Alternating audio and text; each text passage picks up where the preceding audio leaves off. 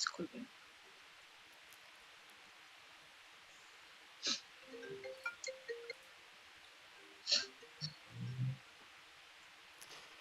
All right.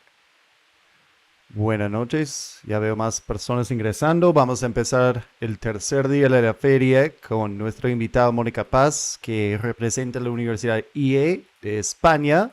Estamos de verdad muy agradecidos por tu presencia esta noche y espero que ustedes también disfruten de la presentación que tiene preparada para ustedes. En verdad es una excelente universidad que acaba de hacer unas nuevas construcciones. Estoy seguro que Mónica nos va a compartir un poquito de imágenes, videos para que lo vean. Y bueno, que lo consideren como una de sus mejores opciones en España. Así que Mónica, el tiempo tuyo, muchas gracias. Gracias, Andrew. Hola chicos, ¿qué tal? ¿Cómo están?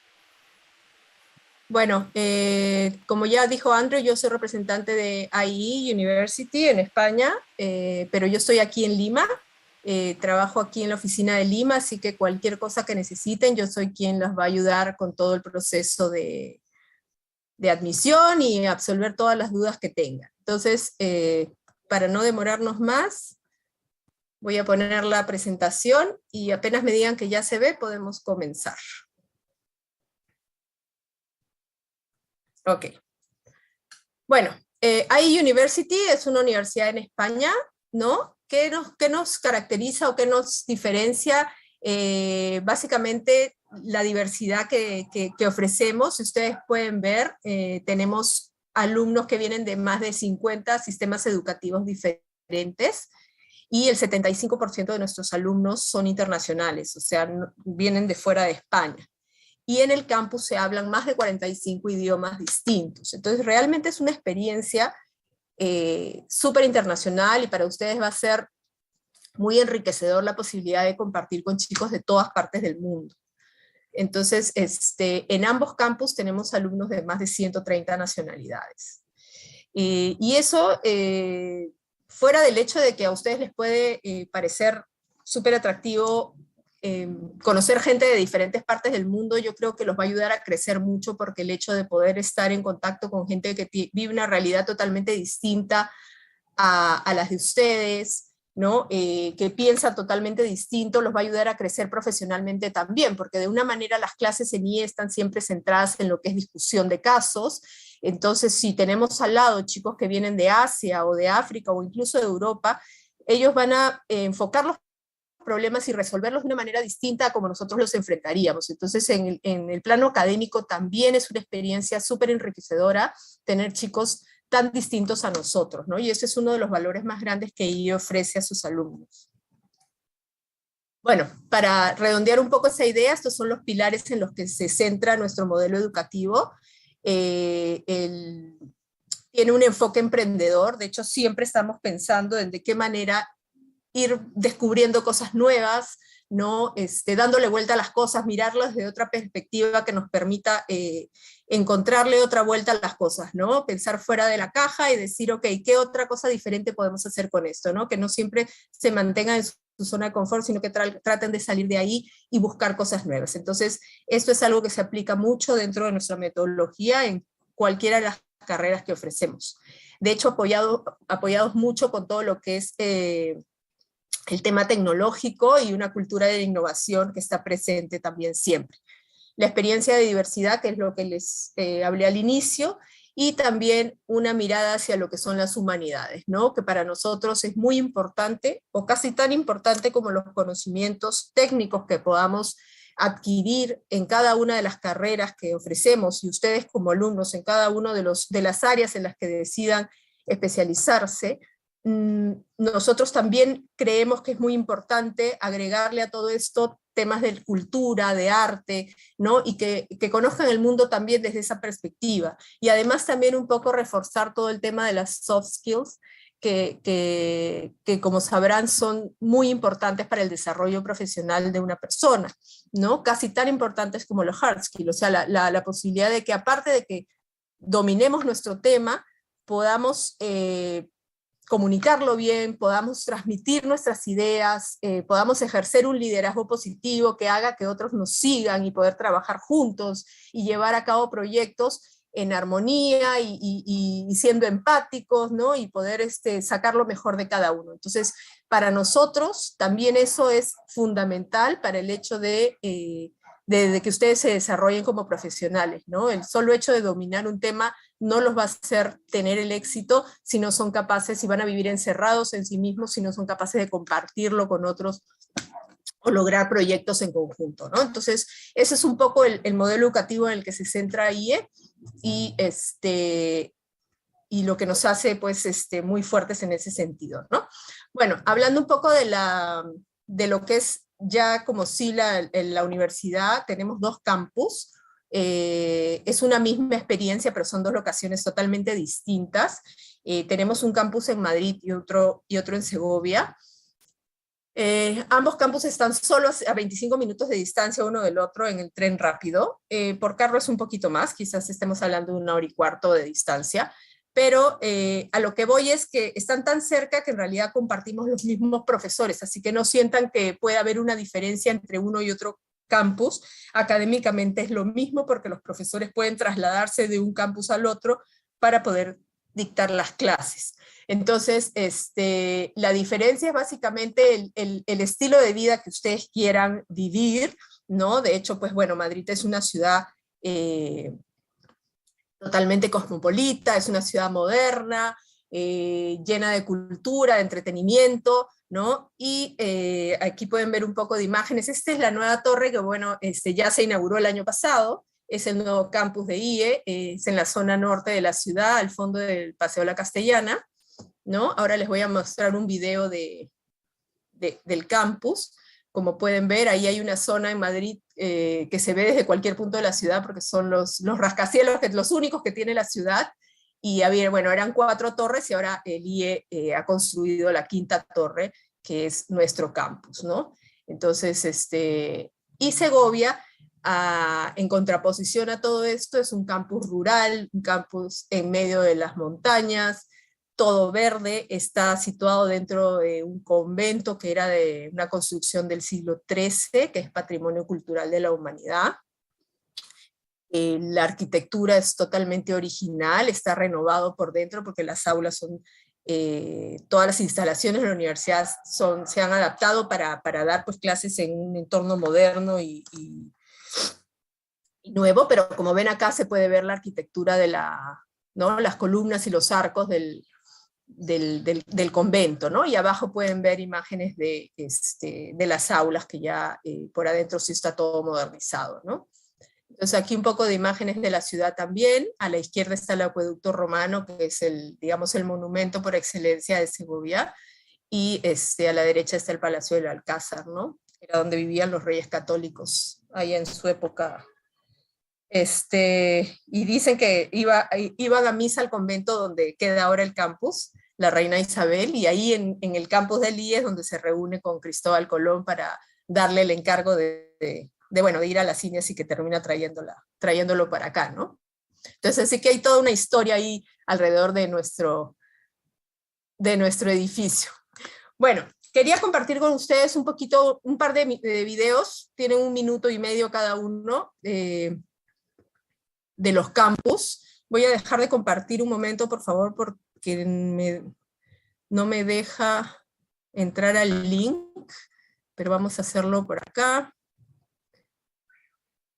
¿Alguien me avisa si ya pueden ver, aunque está en negro, pero para darle play? Sí, sí se ve.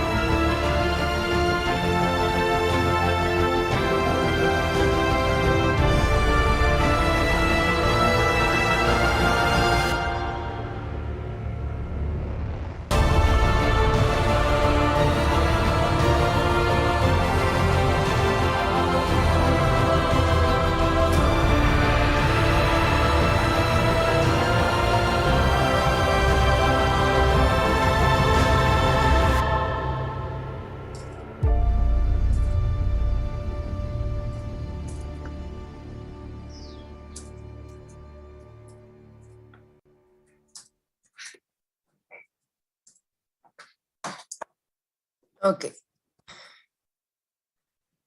Ahora vamos a mostrarles Madrid. Espérenme un segundo, por favor.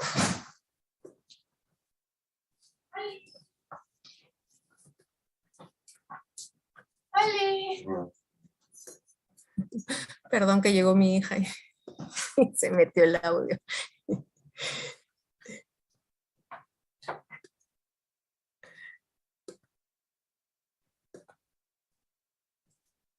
Y ahora sí.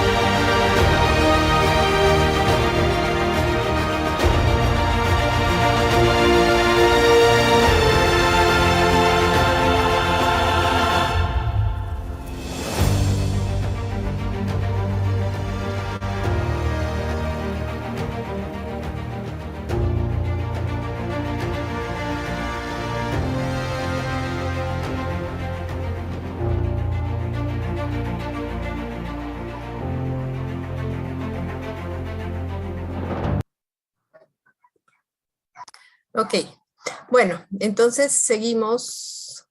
Perdón que el video habla de algo que va a suceder, porque este video es de julio de 2021, pero estaba buscando videos de este año y estaba...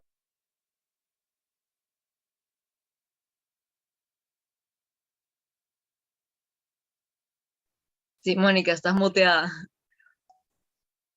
Listo. Ya. Bueno, no, les decía que, no sé si me escucharon lo que les explicaba del video, que es un video que se hizo antes de que se inaugurara, así que decía que iba a suceder tal cosa, que se iban a, pero ya está todo, se inauguró en septiembre de 2021, y pero me gusta mucho ese video porque muestra absolutamente todo lo que tiene la torre, entonces se los quise mostrar así. Bueno, para continuar, entonces esas son las dos opciones de campus que tienen, y en la gran mayoría de los casos ustedes pueden decidir en qué campus quieren hacer, quieren llevar la carrera. ¿Ya? O sea, por ejemplo, en el Bachelor of Business Administration, o en el de Law, en el de International Relations, o en el de Communication, por ejemplo, ustedes eligen si quieren empezar en Segovia o si quieren empezar en Madrid. Cuando uno empieza en Segovia, solo hace 2 años en Segovia y luego los 2 últimos años se tiene que mudar a Madrid. Es así, o sea, la opción es 2 años en Segovia, 2 años en Madrid. Y la otra opción, si eliges empezar en Madrid, son los 4 años en Madrid. ¿Ya? Pero hay otras carreras, como por ejemplo Design o Politics, Law and Economics, o incluso Economics, que son sí o sí 2 años en Segovia, 2 años en Madrid. Y luego hay algunos, los que son de Science, como el de Computer Science and Artificial Intelligence, o el de Data and Business Analytics, que es 1 año en Segovia y 3 en Madrid. Pero es así ya, o sea, son fijos, digamos, ¿no? No todos tienen la opción de hacer los 4 años en Madrid. ¿Ok? Entonces, bueno, estas son las, ahora tenemos en este momento 11 Bachelor Degrees. De 4 años cada uno, salvo el de arquitectura, que es el único de 5 años, todos los demás duran 4 años, ¿ok? Y además de eso, tenemos la opción de los dual degrees, que son la posibilidad de combinar 2 bachelors y sacar 2 diplomas en 5 años. Lo importante de esto, o lo más atractivo de esta posibilidad, es que no estamos hablando de un major y un minor, por ejemplo, no es que el segundo sea una especialización, son 2 full diplomas en solo 5 años. De hecho, sí, la carga académica es más fuerte, ¿ya? Porque son más créditos por año por semestre que van a llevar, así que de hecho también en la evaluación para los postulantes de un dual degree es un poco más rigurosa, porque se requiere tener mejores notas, por ejemplo, ¿no? Demostrar que eres capaz de llevar ese ritmo académico, ¿no? Entonces tenemos ahí varias combinaciones, bueno, muchas con business, que es business con data, con design, con international relations o con law. Luego tenemos Economics con International Relations, tenemos Law con International Relations, y luego la del PPLE con Data. ¿Okay? Esas son las combinaciones que por el momento tenemos. Bueno, para contarles un poquito también de qué cosas extra académicas podemos hacer en IE y que van a ayudarlos también a complementar su desarrollo académico. Por ejemplo, los labs. ¿Qué son los IU Labs? Son como proyectos que se desarrollan en convenio con empresas. IE tiene convenio con muchas empresas para el tema de las prácticas. Ustedes saben que para graduarse de cualquier universidad se pide una cierta cantidad de horas de prácticas para poder obtener el diploma, ¿no? Entonces, por eso es que IE tiene convenio con muchas empresas que son no solo son empresas españolas, son multinacionales, así que tienen la posibilidad de realmente hacer prácticas en empresas muy interesantes. Ahora les voy a mostrar la lista, pero bueno, a través de estos convenios, el IE también ha desarrollado estos proyectos que son los laboratorios, que es la posibilidad de hacer prácticas, pero en la universidad, porque las prácticas están disponibles recién para los 2 últimos años de la carrera. Entonces, para los 2 primeros, no queríamos que los chicos se queden sin tener esa posibilidad de experimentar lo que es la aplicación práctica de su carrera.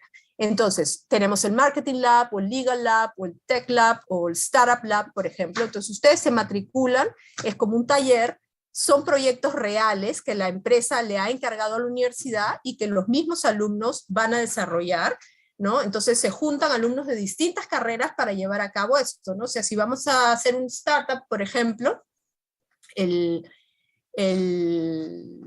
reclutamos chicos de business, reclutamos chicos de comunicaciones o de diseño, incluso del law, para que puedan crear esta nueva empresa, ¿correcto? Entonces, ustedes desde el inicio de su carrera, desde el primer semestre, tienen la posibilidad de empezar allá a darse cuenta cuáles pueden ser las aplicaciones de su carrera en el mercado laboral, ¿no? El tema de los exchanges, ¿no? Tenemos también muchos convenios para el tema de intercambios. Tenemos convenios con más de 140 universidades. Aquí solo hay marcadas algunas de ellas, pero son universidades que están en todo el mundo. Bueno, en Norteamérica, en Canadá, en Estados Unidos, como ven, toda Europa, en todos los países de Europa casi hay diferentes universidades con las que tenemos convenio, y también la zona de Asia-Pacífico. Entonces, ¿qué implica el intercambio?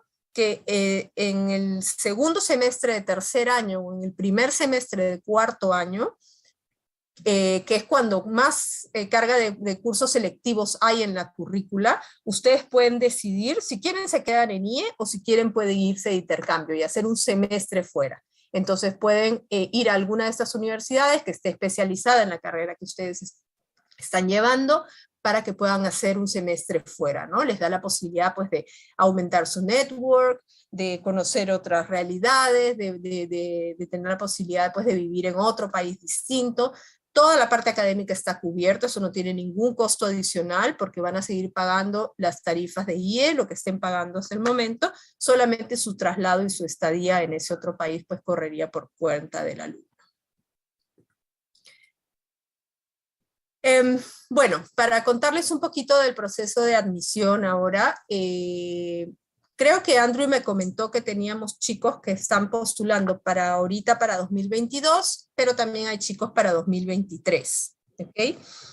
Una de las particularidades del proceso de admisión de IE es que no tiene deadlines, no hay una fecha específica en la que tengas que postular, ¿ya? Pero sí recomendamos que se haga con anticipación. Lo ideal para nosotros es que los chicos inicien el proceso entre 12 y 8 meses antes del inicio de clases. La convocatoria para un intake, por ejemplo, para el intake de septiembre de 2023 se abre hacia mediados de julio del 2022. Entonces, a partir de julio o agosto de 2022, si alguien quiere, ya puede postular para 2023. Entonces, como les digo, lo ideal sería que lograran hacer el proceso y estar admitidos hasta febrero del año en que empiezan las clases. ¿Por qué les digo esto? Porque puedan tener varios meses desde que reciben la respuesta para ver todas las demás cosas que hay que hacer, ¿no? Fuera del proceso de admisión, pues si quieren pedir una beca, buscar el tema del alojamiento, escoger las residencias que se llenan muy rápido. Hay residencias que son más populares que otras, que están más cerca del campus, entonces obviamente se llenan más rápido. Entonces, mientras antes te admitan, con más tiempo puedes tomar estas decisiones. El tema de las becas también, por ejemplo, ¿no? No es lo mismo postular a una beca en marzo que postular una beca en junio, porque el fondo de becas en junio, cuando ya estamos a pocos meses de empezar las clases, está completamente reducido. Entonces es más difícil encontrar una beca o es más difícil conseguir un porcentaje más alto. Entonces siempre será mejor postular las becas también hacia inicios de año, por ejemplo, ¿no? El trámite de la visa de estudiante, que es un trámite bastante pesado y que ahora con la pandemia se complicó mucho más, es muy largo, entonces todo aquel que no tenga pasaporte comunitario debe tramitar la visa de estudiante y también es bueno hacer eso con tiempo, ¿no? Entonces por eso mi recomendación es más o menos entre septiembre, octubre del año anterior hasta febrero del año que empiezan las clases, debería ser su periodo ideal para postular. Ahora, estamos en marzo y si hay alguien que quiera postular para este septiembre, lo puede hacer. Yo les estoy dando el periodo ideal, ¿no? Pero en marzo se puede postular y hay muchos que lo hacen en marzo o en abril, pero ya yo les diría que traten de acelerar un poco el proceso para que no se queden sin tiempo después para las demás cosas, ¿ok? Entonces, ¿qué hay que hacer para postular? Bueno, son 5 pasos. En realidad el proceso tiene 3 pasos grandes, que vendría a ser uno, la online application, que es un formato que ustedes van a llenar en nuestra web, ¿no? Donde se les va a pedir su información personal, académica, bueno, temas de extracurriculares, ¿no? Deportes, intereses que tengan, si han tenido experiencias internacionales, han ido a intercambio, un summer school, por ejemplo. Todo ese tipo de información se les pide en el application form y tiene un costo de 120 euros la tasa de admisión. Fuera todos los documentos que hay que subir en esta aplicación, hay que rendir un examen de admisión.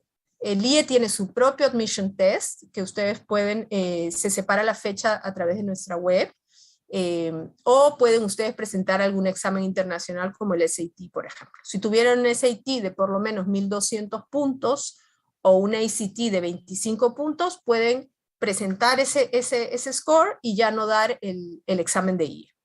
O si no lo dieron o no llegaron al puntaje, pues sin problemas pueden rendir el examen del IE, también se hace virtual, y lo bueno es que está disponible todas las semanas. O sea, hay fechas para el examen todas las semanas, por lo menos 3 veces a la semana hay fechas para dar examen de admisión.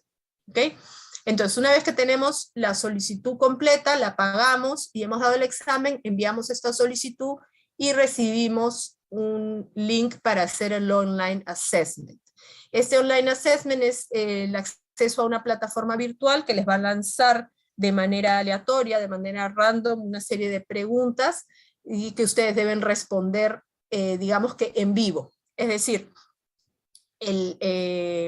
ustedes pueden ir lanzando a modo de práctica las preguntas para ver qué tipo de información se les pide, de qué temas son las preguntas, cómo ir preparándolas, porque les van a decir, son 2 que tienen que hablar a la cámara de su computadora y una que la tienen que hacer escrita. Pero en el momento que deciden que ya van a tomar o sea, hacer las 3 preguntas oficiales, digamos, solo tienen un chat, una oportunidad, ¿no? Entonces, bueno, una vez que tenemos esos 3, el examen, los documentos, la solicitud con los documentos, el examen y el online assessment, entra a comité, y si todo ese momento está bien, pasan a la última etapa, que sería la entrevista. ¿Ok? El comité los cita, coordina con ustedes, qué día pueden, a qué hora pueden, se cita la entrevista, y luego ya de esa entrevista el comité se vuelve a reunir y decide si el candidato está admitido. Una vez que los admiten, en el momento que ustedes tomen la decisión de que quieren ir a IE, hay que hacer un place reservation, ¿no? Hay que reservar el cupo transfiriendo 2.000 euros a la universidad. Y con eso ya tienen garantizado su cupo en la carrera que eligieron, en el campus que eligieron. ¿Ok? Es así como funciona el proceso de admisión.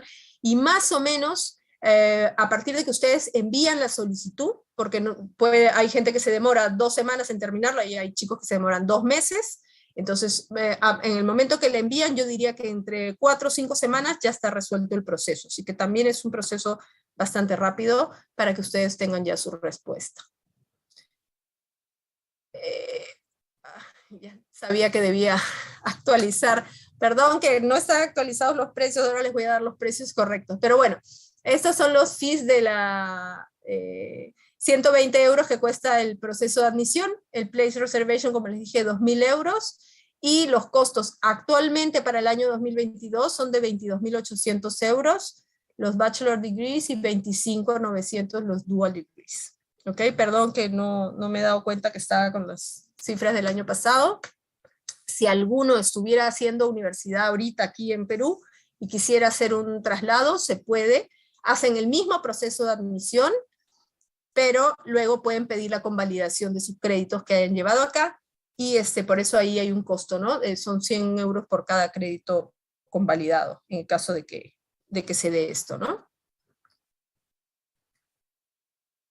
Bueno, como no hay folletos y no los voy a ver, solo les dejo por si quieren descargarse el folleto virtual de cada una de las carreras, y le pueden tomar foto al código para que puedan descargarse, ¿no? Este es de Bachelor in Business Administration. De la Escuela de Arquitectura, bueno, el Bachelor in Architectural Studies y el Bachelor in Design.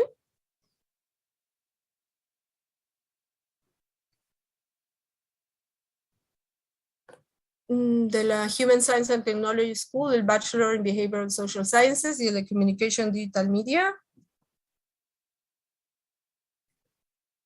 De esa misma escuela también el de Computer Science y el de Data and Business Analytics.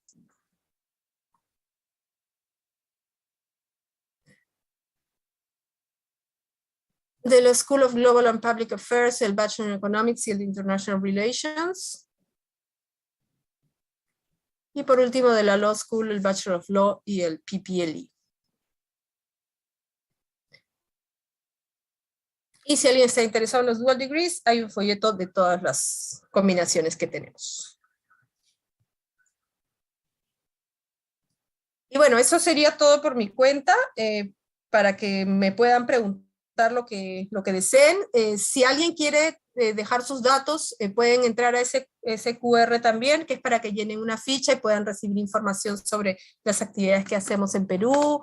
Tenemos visitas de profesores, hacemos masterclass con ellos, entonces si quieren enterarse de las cosas que suceden, y pueden por favor llenar sus datos ahí. En todo caso, ahí tienen mi correo de contacto, si alguien necesita conversar conmigo, tiene alguna duda más adelante, puede contactarme. Y eso sería todo.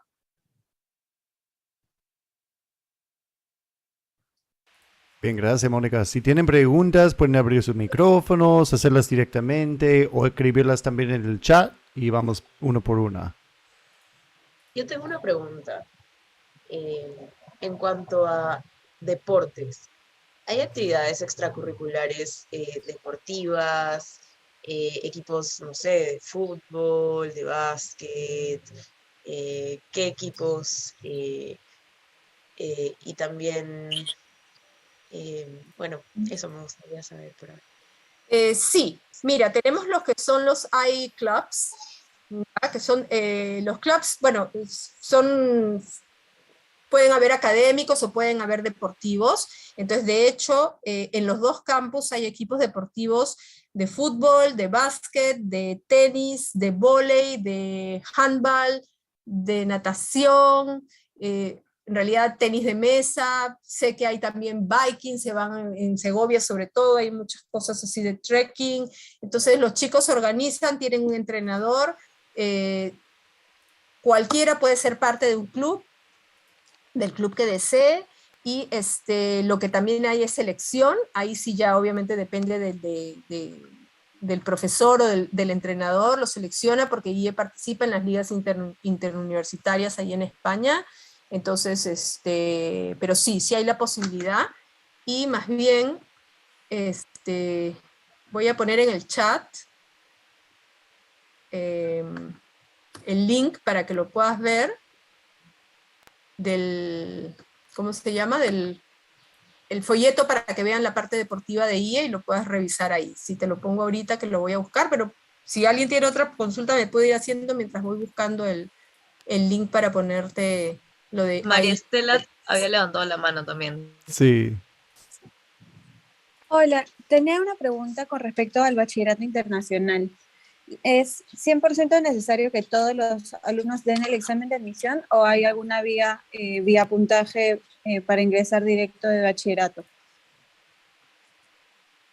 No, es decir, independientemente del sistema educativo, porque hay colegios aquí en Perú que no tienen la opción del bachillerato, ¿no es cierto?, que se gradúan en quinto de media y solo con el sistema peruano, o si tienes la opción de hacer el bachillerato, tienen que hacer el proceso de admisión completo. No hay ninguna excepción para ninguno, porque en España te gradúas de secundaria en doceavo, ¿no es cierto?, en sexto de secundaria, y ellos se gradúan con bachillerato. Entonces, en realidad, el hecho aquí sí es un plus, y sé que muchas universidades te reconocen cursos de generales para esto, ¿no? Pero nosotros no, porque el bachillerato no es, digamos, algo fuera de lo normal, es la norma allá, y nosotros no tenemos además estudios generales, entonces entras de frente a todos los cursos de la carrera, no te exoneras de nada en el proceso de admisión, ni puedes convalidar cursos tampoco.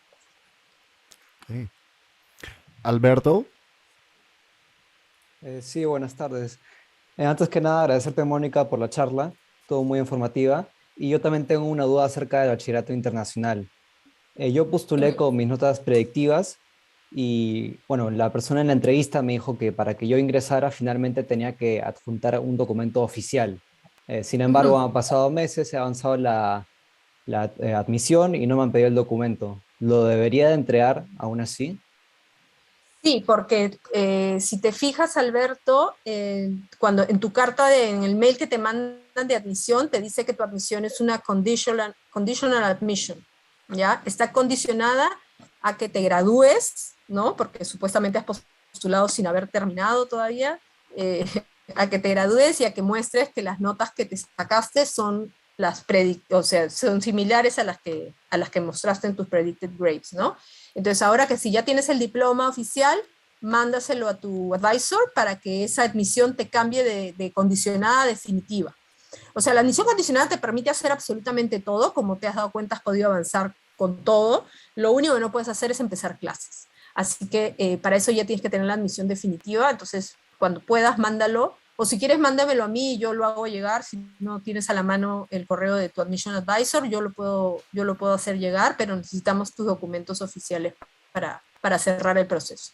Listo. Y perdón que te haga una contrapregunta, pero yo puedo escanear, yo tengo el diploma, ¿lo puedo escanear y mandarlo o lo tiene que enviar directamente el IBO? No, tú lo puedes escanear y mandarlo, porque para efectos de la admisión es suficiente para nosotros con los documentos escaneados. Ya cuando más adelante los advisors los van a ayudar con lo que son los procesos de matrícula, es decir, que ya los van a registrar ante el Ministerio de Educación Español, en ese momento sí les van a pedir los documentos oficiales. Entonces, cuando ustedes vayan a España, van a tener que llevar sus documentos en físico y además apostillados, ¿no? Bueno, el IB no se puede apostillar porque no es un documento que se emite en el Perú, pero por ejemplo los certificados de secundaria sí, hay que llevarlos apostillados y tienen que ir en físico y tienen que llevarlos ustedes para que las chicas allá les puedan hacer el trámite ante el ministerio y los puedan registrar oficialmente. Bien, gracias. Fátima. Muchas gracias. Bueno, de hecho, yo sé que para la carrera de arquitectura debemos de entregar un portafolio, pero me gustaría saber también qué aspectos valoran en este portafolio. Mira, son alrededor de 10 trabajos que te piden, y no solo es el hecho de que o sea, digamos que subas 10 fotos o que pegues 10 fotos en un PowerPoint, por ejemplo, ¿no? Sino que lo que queremos es que lo hagas como si fuera o sea, que la presentación de tus trabajos también tenga algo de creatividad, que lo presentes como si fuera una revista. Yo tengo un texto que es una recomendación del director de la carrera de arquitectura, que si me pones tu mail acá en el chat, yo te puedo mandar para que veas, ¿no? Y te dice más o menos, te da unas recomendaciones de cómo armar el portafolio y qué cosas para nosotros tienen valor en el momento que lo presentes. Excelente, muchísimas gracias. Y también un temita adicional. Sé que ustedes tienen un examen de inglés como universidad, pero me gustaría saber también si lo recomendable sería de todas maneras tomar este examen o si podríamos tomar el IELTS o qué sería un poco lo que ustedes recomendarían. Mira, examen de inglés no tenemos. Nosotros ni siquiera pedimos un certificado de inglés para poder ser admitido. Todo el proceso lo haces en inglés, entonces la solicitud la llenas en inglés, tus ensayos los escribes en inglés, la entrevista la haces en inglés, y es ahí a través de todo esto que nosotros medimos tu nivel de inglés. ¿Ya? Entonces no se te va a pedir ni IELTS, ni TOEFL, ni ninguno de estos, ni algún Cambridge o lo que fuera, ¿no? No lo pedimos como obligatorio. Si el comité determinara luego de tu proceso que tienes algunas debilidades en el idioma, podrían pedirte, ¿no? Y decirte, ok, necesito que me presentes un certificado de inglés con mínimo este puntaje, ¿no? Por decirte algo. Pero en principio no te lo piden, así que no lo tienes que dar. Ok, muchísimas gracias. Nada. Creo que hay unas preguntas en el chat también. Sí, Ana ahí está de Fátima, preguntó, que justo me preguntaba del IELTS. sí, Ana preguntó un poco por la competitividad en diferentes programas y qué es lo que están buscando, ¿no? Cuando evalúan los postulantes. Sí, bueno, de hecho, el bachelor que más demanda tiene en IE y el más reconocido es el Bachelor in Business Administration, ¿no? Ustedes saben, bueno, no necesariamente lo saben, pero el IE empezó hace ya casi 50 años como una escuela de posgrado y sus MBAs han sido internacionalmente reconocidos y estuvieron siempre peleando en los rankings con las grandes universidades norteamericanas, ¿no? Entonces, esa expertise en business se trasladó a la universidad, que en realidad tiene, recién va a cumplir 15 años nada más la universidad, ¿no? Entonces, realmente el Bachelor in Business Administration está muy bien reconocido a nivel europeo e incluso a nivel de las reclutadoras. Tenemos unos rankings de lo que es empleabilidad y los alumnos de IE tienen muy buena empleabilidad para las grandes empresas afuera, ¿ya? Y después ahora, bueno, mira, fuera de eso te digo que somos muy fuertes en lo que es International Relations. Hay un convenio también con United Nations. Ellos tienen una división académica y a través de un convenio que tenemos, por ejemplo, profesores del staff de las Naciones Unidas dan clases y realizan proyectos con los chicos de IE.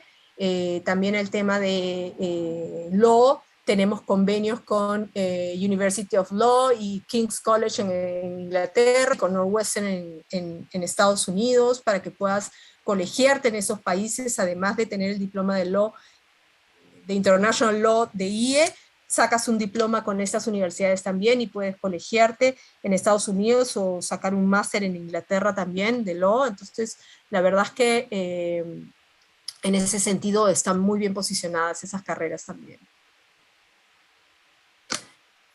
Bien, ¿tenemos alguna otra pregunta, duda por ahí?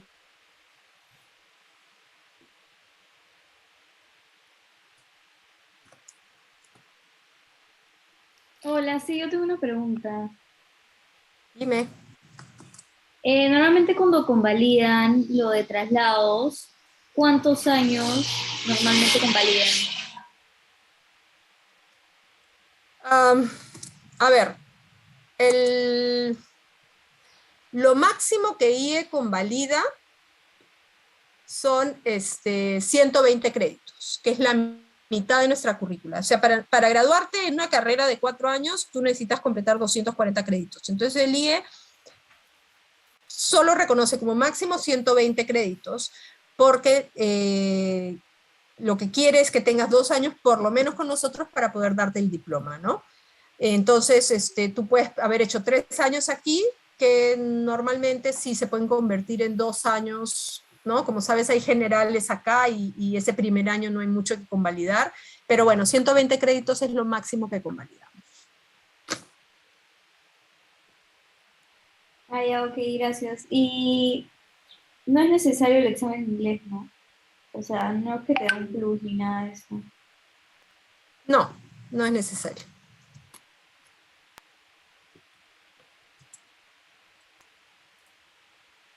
Y última pregunta, ¿piden carta de recomendación de los profesores en el proceso? Sí, dentro de la solicitud pedimos 2 cartas de recomendación y lo ideal que sean de algún profesor del cole. Nosotros pedimos el counselor, ¿ya? No todos los colegios aquí en Perú tienen consejero, muchos sí, pero en todo caso, si no lo tienen con ese cargo, la persona del colegio que se encargue de ayudarlos a ustedes con todos los temas de las universidades, de orientarlos en ese sentido, ¿no? Entonces, para nosotros es importante esa recomendación y después libremente el profesor que ustedes quieran.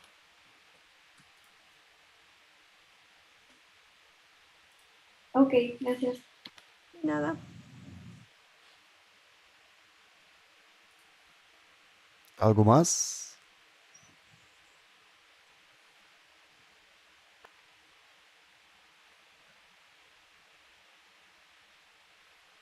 Parece que no. Parece que no. Y si no, Creo bueno, que son eso todas las significa, creo que preguntas. la información ha sido muy clara, ¿no? Ujú, Este, exacto. sí, bien, estoy revisando el chat una vez más para ver, pero sí, ya, Sí, no he puesto ninguna pregunta nueva. ok, Bueno, igual ustedes tienen mi contacto, ¿no? Así que chicos contactan con alguno de ellos para que me escriban a mí, no sé, si necesitan, si tienen alguna otra duda, y yo feliz de atenderlos. Y que sepan también que podemos coordinar un Zoom con sus papás si quieren, para si tienen sus padres algunas dudas, podemos coordinar un Zoom y yo converso también con ellos para explicarles diferentes cosas que no, el tema, por ejemplo, de becas, que a veces es importante para los padres, o el tema del alojamiento y los diferentes servicios que ofrece la universidad en ese sentido, ¿no? perfecto. Muchas gracias, Mónica, por estar aquí con nosotros hoy. En verdad ha sido muy útil escuchar toda la información de EA y bueno, gracias a todos que han estado aquí participando con sus preguntas, su presencia. En verdad esperamos tener otro encuentro así, similar, tal vez este año o el próximo, pero esperamos también visitar algún día. Ya estamos pensando en planes para ir a De todas España para maneras. conocer, en verdad. Así que, Perfecto, yo encantada. Me avisan cuando necesiten algo. Muchas gracias, perfecto. Mónica. Bueno, de nada. Chao, nos Bien. vemos. Chao, Chicos, chicos. gracias. Nos vemos Mónica. en la próxima sesión Chao, a las chicos. 6. Muchas gracias. Chao, chao. Chao, gracias.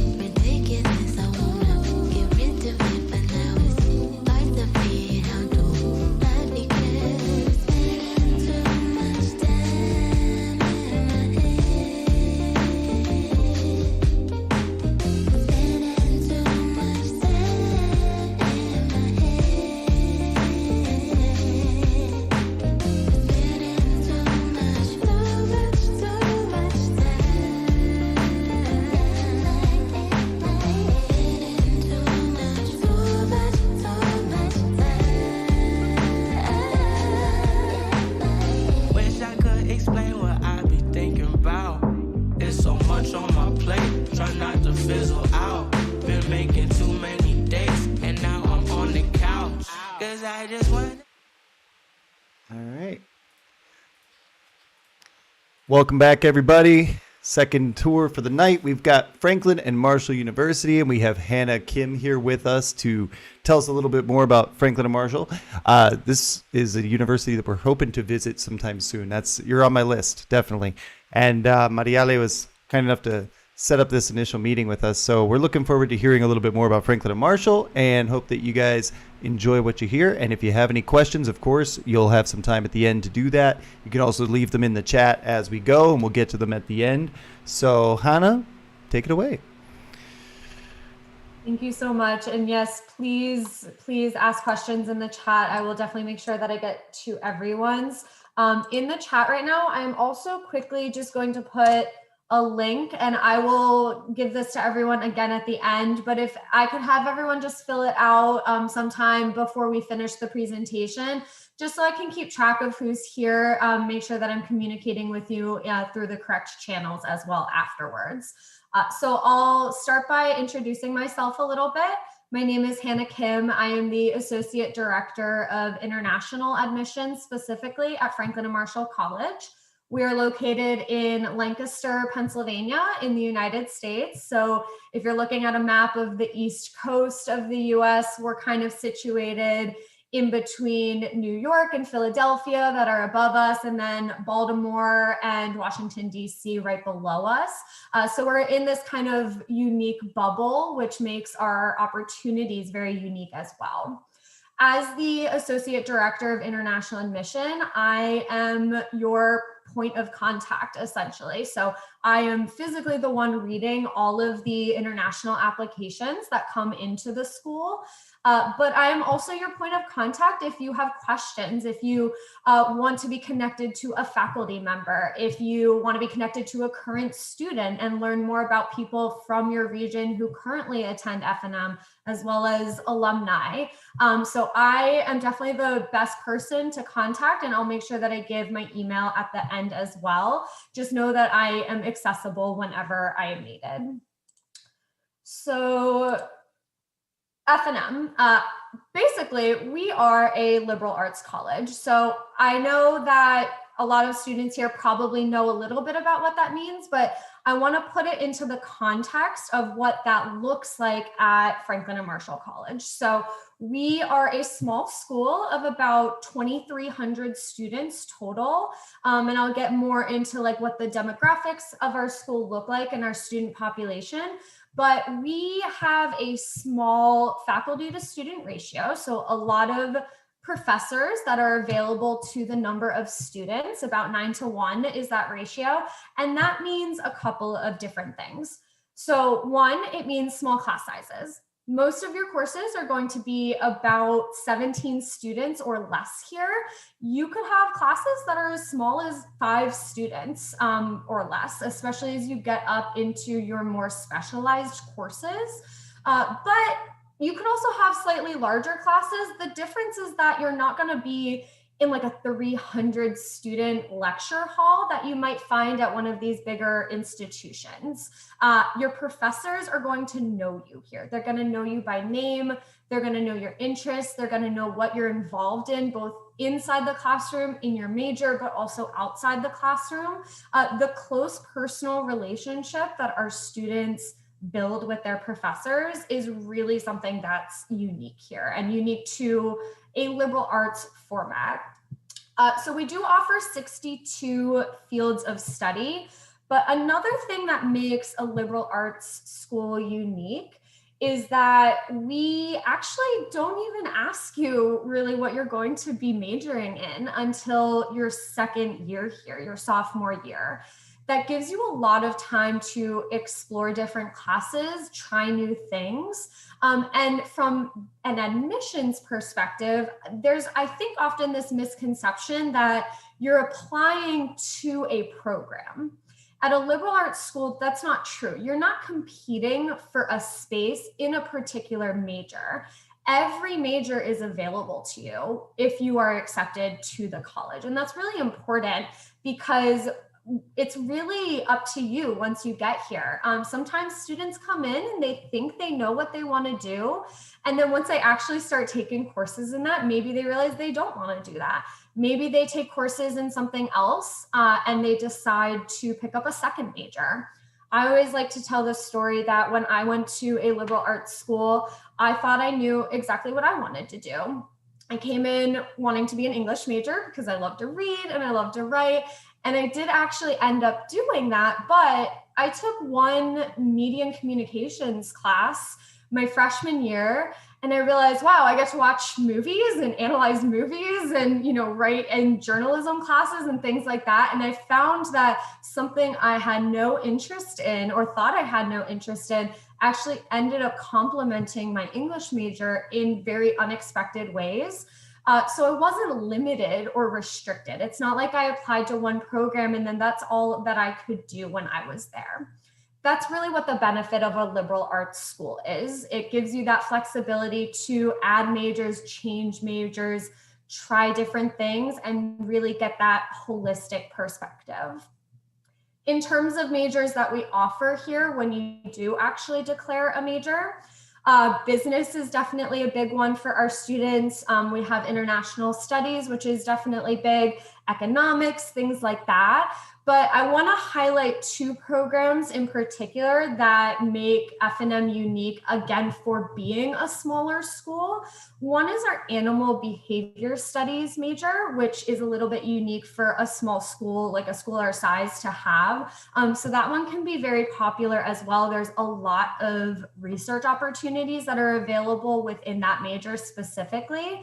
But another big one that is often very popular among our international students specifically is our astronomy and astrophysics major as well. So two very unique programs that if you're interested in a smaller liberal arts setting, but you have kind of that specific unique interest, definitely take a look at those on our website too. So what does our student body kind of look like in general? We, like I said, are about 2,300 students, so small school sizes. And we have currently on campus, and this is before this incoming class this fall, we have about 42 states on campus within the United States, and we have over 45 different countries. We are definitely considered a global campus and a global community, both on our campus, but also within the general Lancaster region as well, which I'll get a little bit more into. So this is before this incoming class, like I said. So this incoming class, I know it says 17% international. That's going to look closer to like 20, maybe even 25% with the students who are arriving on campus this fall. And we do have alumni in all 50 states in the United States and over 70 different countries around the world. So that's kind of unheard of for, again, a school that is our size in our area, and something that we really, really put a focus on. We actually have the 5th highest enrollment of international students among all baccalaureate colleges in the United States. So baccalaureate meaning specifically undergrad only programs, which is what F&M has. So we don't have any of those like graduate programs, but many of our students, and especially international students, do decide to go on to graduate school, either masters or PhDs, even med school, law school, things like that. So there's a lot of opportunities there as well. I want to briefly also talk about another kind of misconception of a liberal arts school our size, and that's research opportunities. So again, being a baccalaureate college, I think a lot of students think that research is not something that's accessible to you at a school our size. But here's how I like to describe it. Those bigger universities, public universities that you think of as like a research institution, they of course have research opportunities and incredible, facilities and resources to do that kind of research. But the difference is those research opportunities are often only available to their graduate students. That's really how their schools are designed. So if you're an undergraduate student interested in a research opportunity, you may have to wait until graduate school, or at minimum, like junior, senior year. You might be put on a wait list because there's a lot of competition for those programs. However, at a school like F&M, about 2/3 of our students participate in research opportunities directly with professors, either one-on-one or in small groups, all the way from freshman year. So we have all the same facilities and resources that are available to students at those larger research institutions, but the difference is you'll be able to participate much more early and often in those types of opportunities. So if research is something you're interested in, I highly recommend thinking about a smaller school for your undergraduate degree and then moving into one of those larger institutions if you're interested in pursuing like a master's or a PhD program.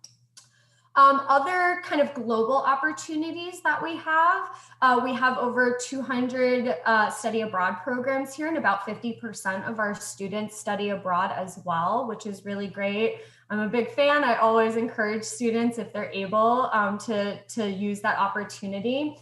And this year, we actually also piloted a brand new program, which is called the IF&M program. And this program is unique, where if you're interested in study abroad, but you don't want to wait until like junior year, which is when most people go overseas, our IF&M program that we piloted this year is a small group of students who are selected.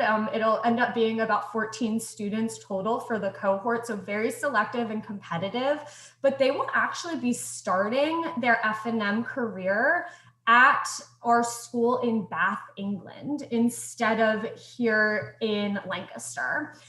So we're kind of doing it in reverse, where you do your study abroad opportunity first. You're still taught by F&M professors. You still are with F&M students, and it'll only be for your first semester.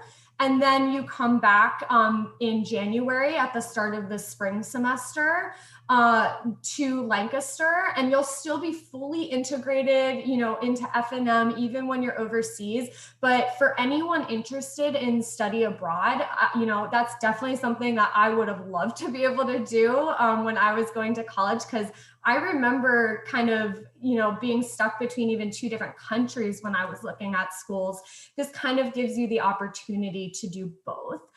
So definitely something we're excited to continue with in the future, including, for our incoming 2023 applications. So many different ways that our study abroad and our global campus is accessible to students. We of course have lots of support for our international students here as well. We have a wonderful Office of International Programs, which includes the International Student Services Office, and they're the ones who will walk you through everything, every step of the way. So from the time you are accepted to the time you're on campus, and helping with like visa information, opportunities for on-campus jobs, for example, off-campus internship opportunities and research opportunities. And then even after you leave F&M, they're the ones who will help with like OPT. So if you're interested in staying in the United States to pursue work after graduating that is specifically related to your field of study, they're the ones who will help with all of like the paperwork and stuff like that, but also the advising aspect of helping you get into those programs. So what does our community look like? And especially, I often get the question from applicants of what are we looking for in an F&M student? What kind of makes an F&M student unique? We have a very active campus, is the best way that I can put it. There's always events going on, there's always activities, but also there's just a lot of ways to get involved. Experiential learning is definitely something that we prioritize here. I already mentioned, research opportunities, internship opportunities, job opportunities, but there's also just lots of fun clubs and organizations too. We have over 100 student-run clubs and organizations. So there are leadership opportunities within those as well. We have varsity athletics, but we also have club sports. So if you don't want to fully commit to being a student athlete on campus, but you enjoy playing basketball or soccer, like you have those opportunities at many different levels of competition here too. I would say on average, our students participate in anywhere from 3 to 5 different activities at a time. So when I'm reading an application and I'm trying to see if a student will be a good fit, I am looking for someone who is taking on leadership opportunities as they're available to them in their, co-curricular activities. But I'm also looking for someone who likes to try new things and maybe put themselves outside of their comfort zone a little bit, because that's the student who's going to be the happiest and the most successful when they're here in Lancaster on our campus. So at the top there, I said college houses. I love talking about this because this is something that our students love and makes us a little bit unique, but we have this unique college housing system here. So I always get the question, do we have on-campus housing? So the short answer is yes, absolutely. All of our students, all 4 years, are welcome to live on campus. But we actually have this freshman specific, so your first year here, this specific college housing setup.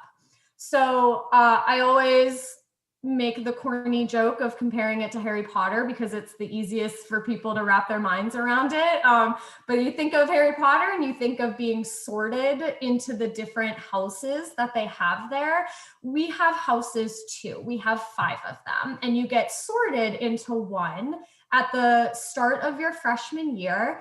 And once you are in that house, you will physically live there during your freshman year, but you are always, for all 4 years and even beyond F&M, are a part of this house system. It becomes a community for you to identify with. Every house is different, so they all have their own social events that they plan. They have their own activities and social calendars.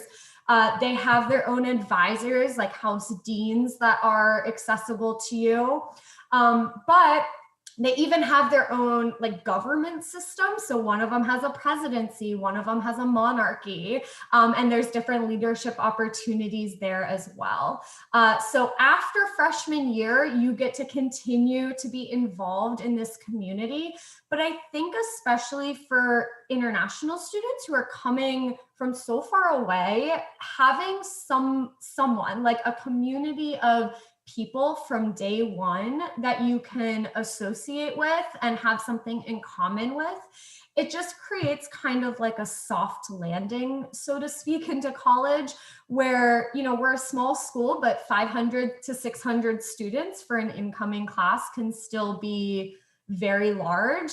So if it's 100 students in your college house, 20 students in your freshman seminar style class that are all in that college house too, it's just a little bit of a smaller community for you to connect with, make friends with early on. After freshman year, most of our students still live on campus, and there's other on-campus housing opportunities as well. And then junior and senior year, that's usually when students start to feel a little bit more comfortable, like they would like a little bit more independence.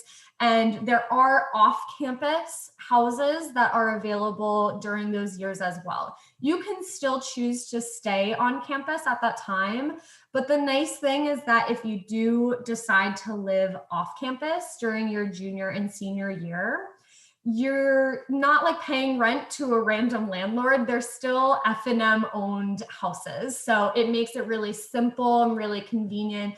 If you have maintenance requests or anything like that, everything's still going through your official tuition and room and board costs. But you don't have to be right in the heart of campus if you want a little bit more independence.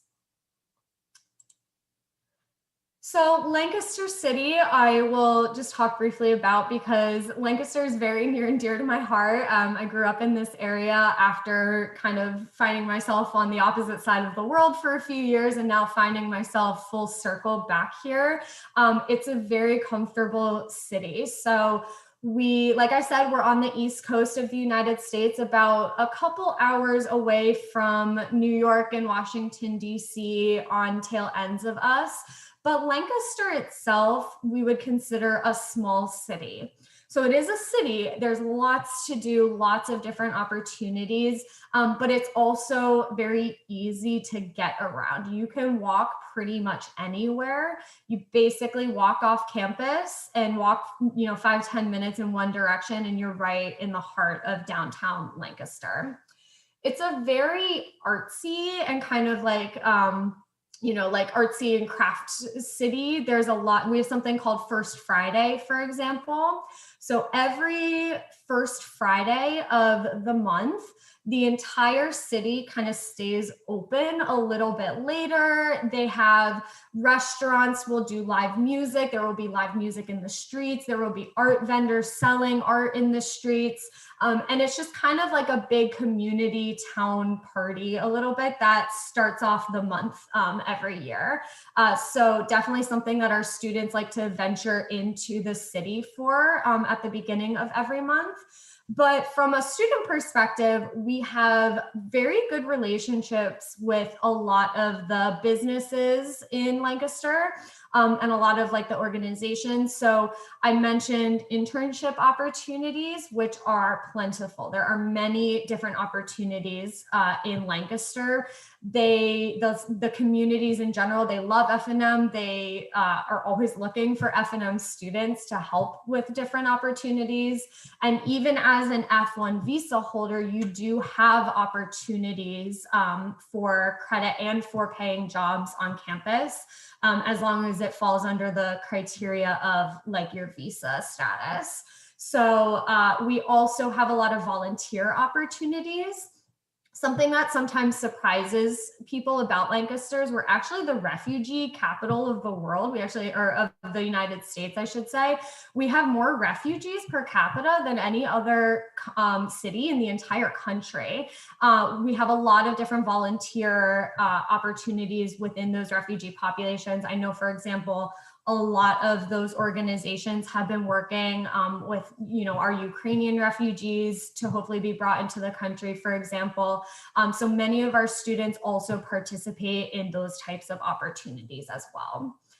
It's also a big foodie town for that reason. A lot of people come here and open restaurants. So we have every type of food you could possibly imagine in Lancaster. So if you're like me and you like to try lots of different things, Lancaster is definitely a good place to do that. So before I get into some application specifics, the last thing that I kind of want to talk about is, again, something that makes F&M a little bit unique. And this is our Office of Student and Postgraduate Development. This is a fancy title. We call it OSPGOD to kind of shorten it a little bit because it's pretty long, but it's basically our career center. The reason we don't call it a career center, though, is because it's so much more than that. And when most students think of a college's career center, you typically think of something that students only utilize in like their junior or senior year, especially because that's when they're starting to think about graduation and think about life beyond university. And so that's when they start going to their career center to, for resume help and cover letter help and those types of things. That is not our OSPGOD. So OSPGOD has an 85% engagement rate across all 4 years. So if you really think about that, that's incredible for a couple of reasons. So one, that means students who have just arrived to campus for their freshman year, over 80% of those students are already beginning to think about what is the value of this F&M degree? How can I use it in the future? And what am I going to do beyond F&M? Even if you don't know what you're majoring in yet. They have all the traditional programs like I mentioned, resume help and career building and stuff like, or cover letter building. But they also do some kind of fun and unique programming. I always like to talk about this like special dinner that they do. It's an etiquette dinner that they do every year. And this dinner, they'll basically sit everyone down for like a fancy dinner and then feed them the messiest, most difficult to eat foods that you can imagine, and then teach them in this kind of unique and unexpected circumstance, like how do you behave properly in like a professional setting specifically. They go over interview etiquette and techniques. They even have like a wardrobe full of clothing. So if you have a job interview coming up and you need professional clothes, you can actually borrow professional clothes that alumni have donated to the office over the years. So very different kind of unique programming. Like I said, they do about 200 different programs through any given academic year. And they also house a lot of our advisors. So our pre-professional advisors, if anyone here is interested in like pre-med or pre-law, STEM specifically, you have your main program advisor, but then you will actually have an additional advisor through this office that will just provide an additional level of support and career planning, graduate school planning, things like that. So the reason why this office is important is because of this top number here. You want to know that your F&M degree is going to get you a job and is going to land you in graduate school. So we have a 94% successful landing rate for employment or graduate school within 6 months of graduating. So that's important. You want to know that you're not going to be sitting around looking for what's next for the next year or two after graduating. Opportunities become available because you have the proper preparation leading up to graduation through all of these different levels of support that are available to you. Many of our students, like I said, decide to go on to master's, PhD programs. That percentage is actually a little bit higher for our international students specifically. So we have had students go to every program you can imagine. Penn is a big one, Columbia. We actually have some like dual degree programs with Columbia as well, if you're interested in engineering, for example. Johns Hopkins is another big one because it's very close to us. So many different opportunities for some big name research institutions, like I mentioned earlier. So for some very quick application information, financial aid, very important to talk about. Students always want to know this information, of course. So we are on a need-based financial aid system here at F&M. So rather than providing merit scholarships, we actually don't provide merit scholarships for any of our students, so domestic American students or our international students, but we do provide 100% of determined need-based financial aid for all students, which does include international F1 visa holders. So what this means is if you are interested in applying for financial aid, we would need to know at the time of application, but you'll fill out either your CSS profile. We actually have our own internal application that you can fill out as well for financial aid, which is free. And that will determine for us, this is how much my family can afford in cost of attendance. And then we will provide 100% of what is left in need-based financial aid. So very important. And I definitely recommend you do your research on all of the different schools, like, financial aid opportunities, if that's something you're looking for, because not every school provides them in the same way. We give over $60 million of grant aid each year. Again, this is why we don't provide merit scholarships. It's just because of how generous we are able to be, which gives, opens the door to a lot of students having opportunities that maybe they wouldn't have otherwise. in their financial aid packages. And packages are packaged as the total cost of attendance. So that includes cost of living for things like your medical insurance will be covered if you're on a financial aid package. Textbooks and miscellaneous expenses, room and board are packaged into it as well. So it's not just tuition. On-campus jobs are also typically packaged there. So for actually applying, we have 2 different early decision deadlines. So if you're interested in applying early decision, I definitely recommend it. It typically gives students a little bit of an edge in the admissions process just because it tells us that we are your first choice. This is a binding commitment if you decide to apply ED, because you can only choose one school to apply ED to. And the first deadline for that is November of this year, and then January 2023 for the incoming 2023 admissions. We are test optional, so we do not require SATs or ACTs unless you want to submit them. I know COVID has made access to those standardized tests difficult, but we have actually been test optional for about 30 years now. So it's not a COVID policy. It's not going to change for us. The only other thing we would require that's not listed here is an English proficiency test.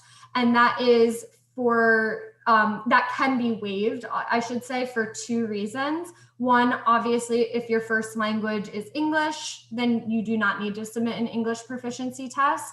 But 2, if primarily an English-speaking academic environment for at least 3 years, then we also do not need an English proficiency test. If you do need to submit one, we accept TOEFL, obviously, IELTS, but we do also accept Duolingo, and we do provide fee waivers to take the Duolingo test.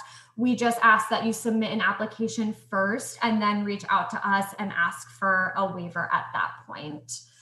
Interviews are recommended, but they're not required. We actually have an opportunity to interview with current students, which I highly recommend because I think putting student to student is the best way to learn what it's like being an international student here.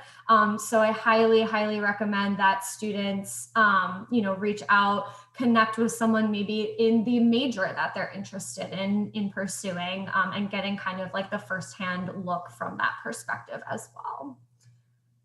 So that is all of my information. I know I previously put in the chat, so I am just going to do this again for anyone that showed up a little bit late.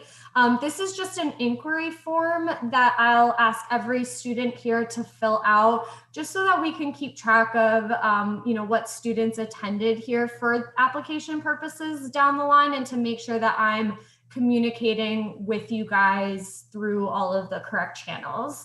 But I want to go ahead and open it up to questions now, because I know that was a lot of information. And please feel free to either, turn your mic on, or you can type in the chat.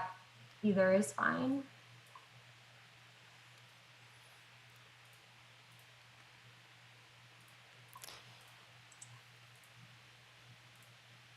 Maybe. Anybody got any ideas? Anything you want to ask? I would like to make ask a question more about the campus life. Sure. Like the club and sports. Mm-hmm. Could you elaborate a bit on it? Sure. On like different opportunities around campus, you mean? Yeah. The diversity of the clubs, like, are they all, I mean, there are a lot of clubs, like you said, but are they all mainstream clubs, or do you have like weird, different clubs? Yeah, that's a great question. So what I'm actually doing right now is finding a list of all of them, and I will put a link to them in the chat, because there is just so many you could not even begin to explain all of them, but definitely not just your traditional clubs. There are things like K-pop club, for example, has been kind of like a strange popular one in recent years as like Korean culture has exploded a little bit. There's a lot of international student-run clubs specifically. But then you also have your more traditional things like student government, class council, newspaper club, those types of opportunities. The other thing that's really great about a liberal arts school is, you know, the flexibility. If there's anything we don't already have that you want to create, it's actually very easy to create a club here. Clubs are constantly being created every year as students kind of find new interests and things become popular. So all you have to do is put together a proposal for academic affairs, and they'll basically go through and make sure that you have like signatures on it and people who are excited about that opportunity. And then you basically just create your own club from there. So in the chat right now, this is just like the overview page of our clubs and organizations. And then if you go through it, it'll actually list what the like 200 different clubs that we have here are. So great question. Like I said, we're a very active campus, so there's always things going on. It's not just like sports and nothing else, or like sports and student council. There are definitely those more unique ones. A lot of popular ones in recent years have been revolving around like environmentalism.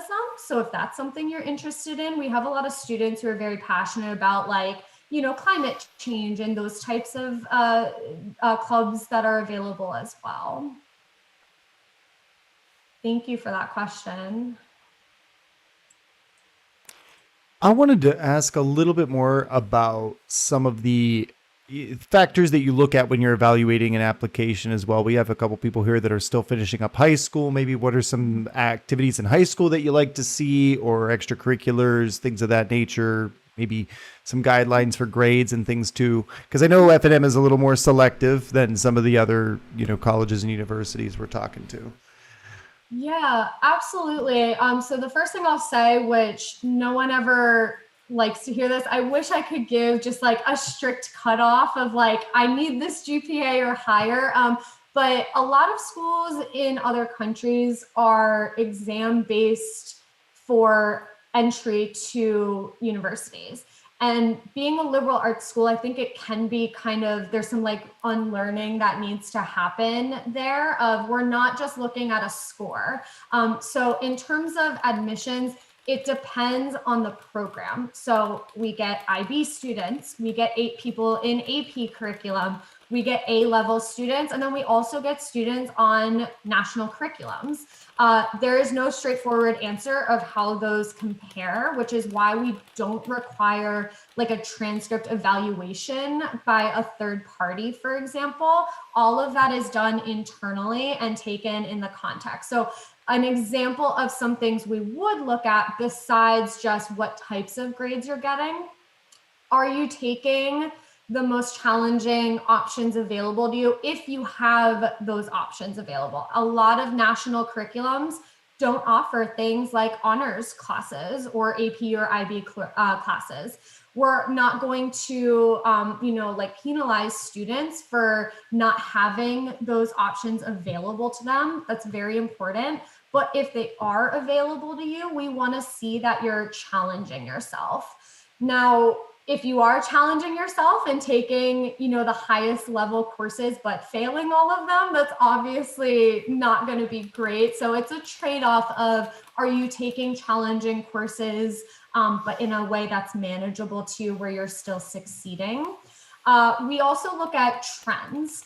If you have the equivalent of like a C or D on your application, even an F sometimes, it's not a strict, like, you're not admissible. What we typically like to see is that you're improving. So if that poor grade happened earlier in your academic career, that, and then you've gotten better as your classes have gone on in that particular field, that might be okay then. We want to see an upward trend and like self-improvement. So that's something that we look for as well.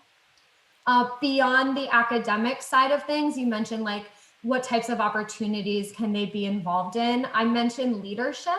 So highlight leadership opportunities. If you're a leader of any type of club or organization, if you want to be a leader, that's something that we definitely like to highlight in applications. So that is one thing that you can try to take advantage of.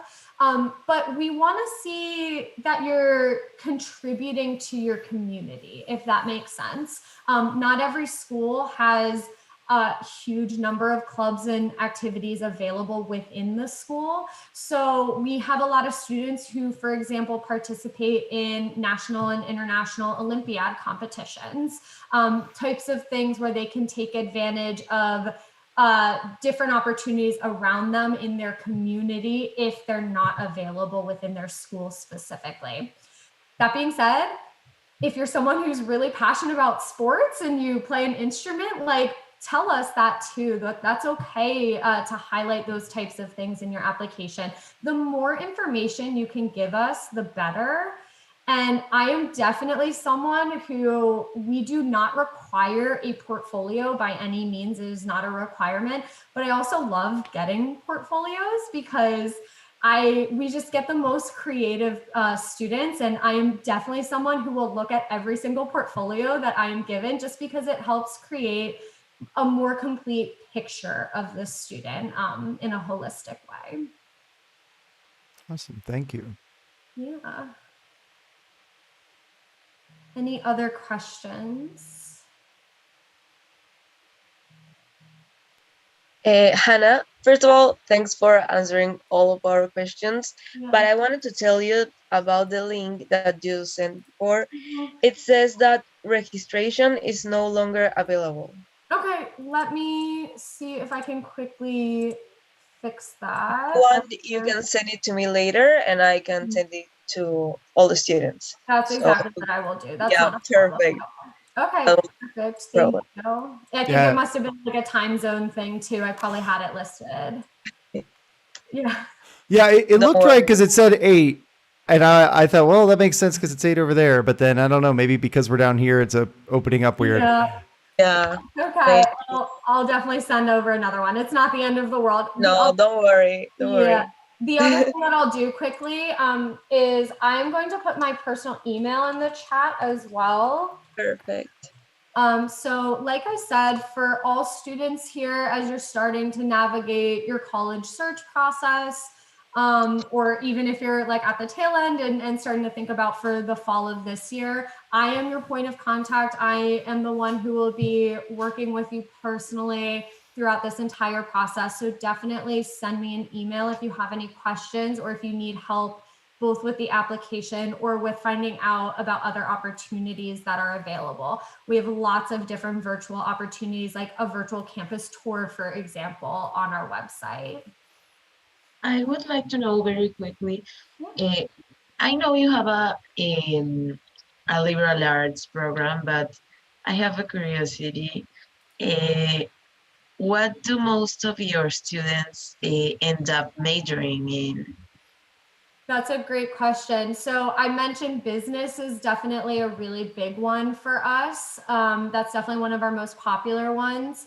Economics is another big one I mentioned. Psychology. I'm trying to think of some other popular ones. Psychology and philosophy.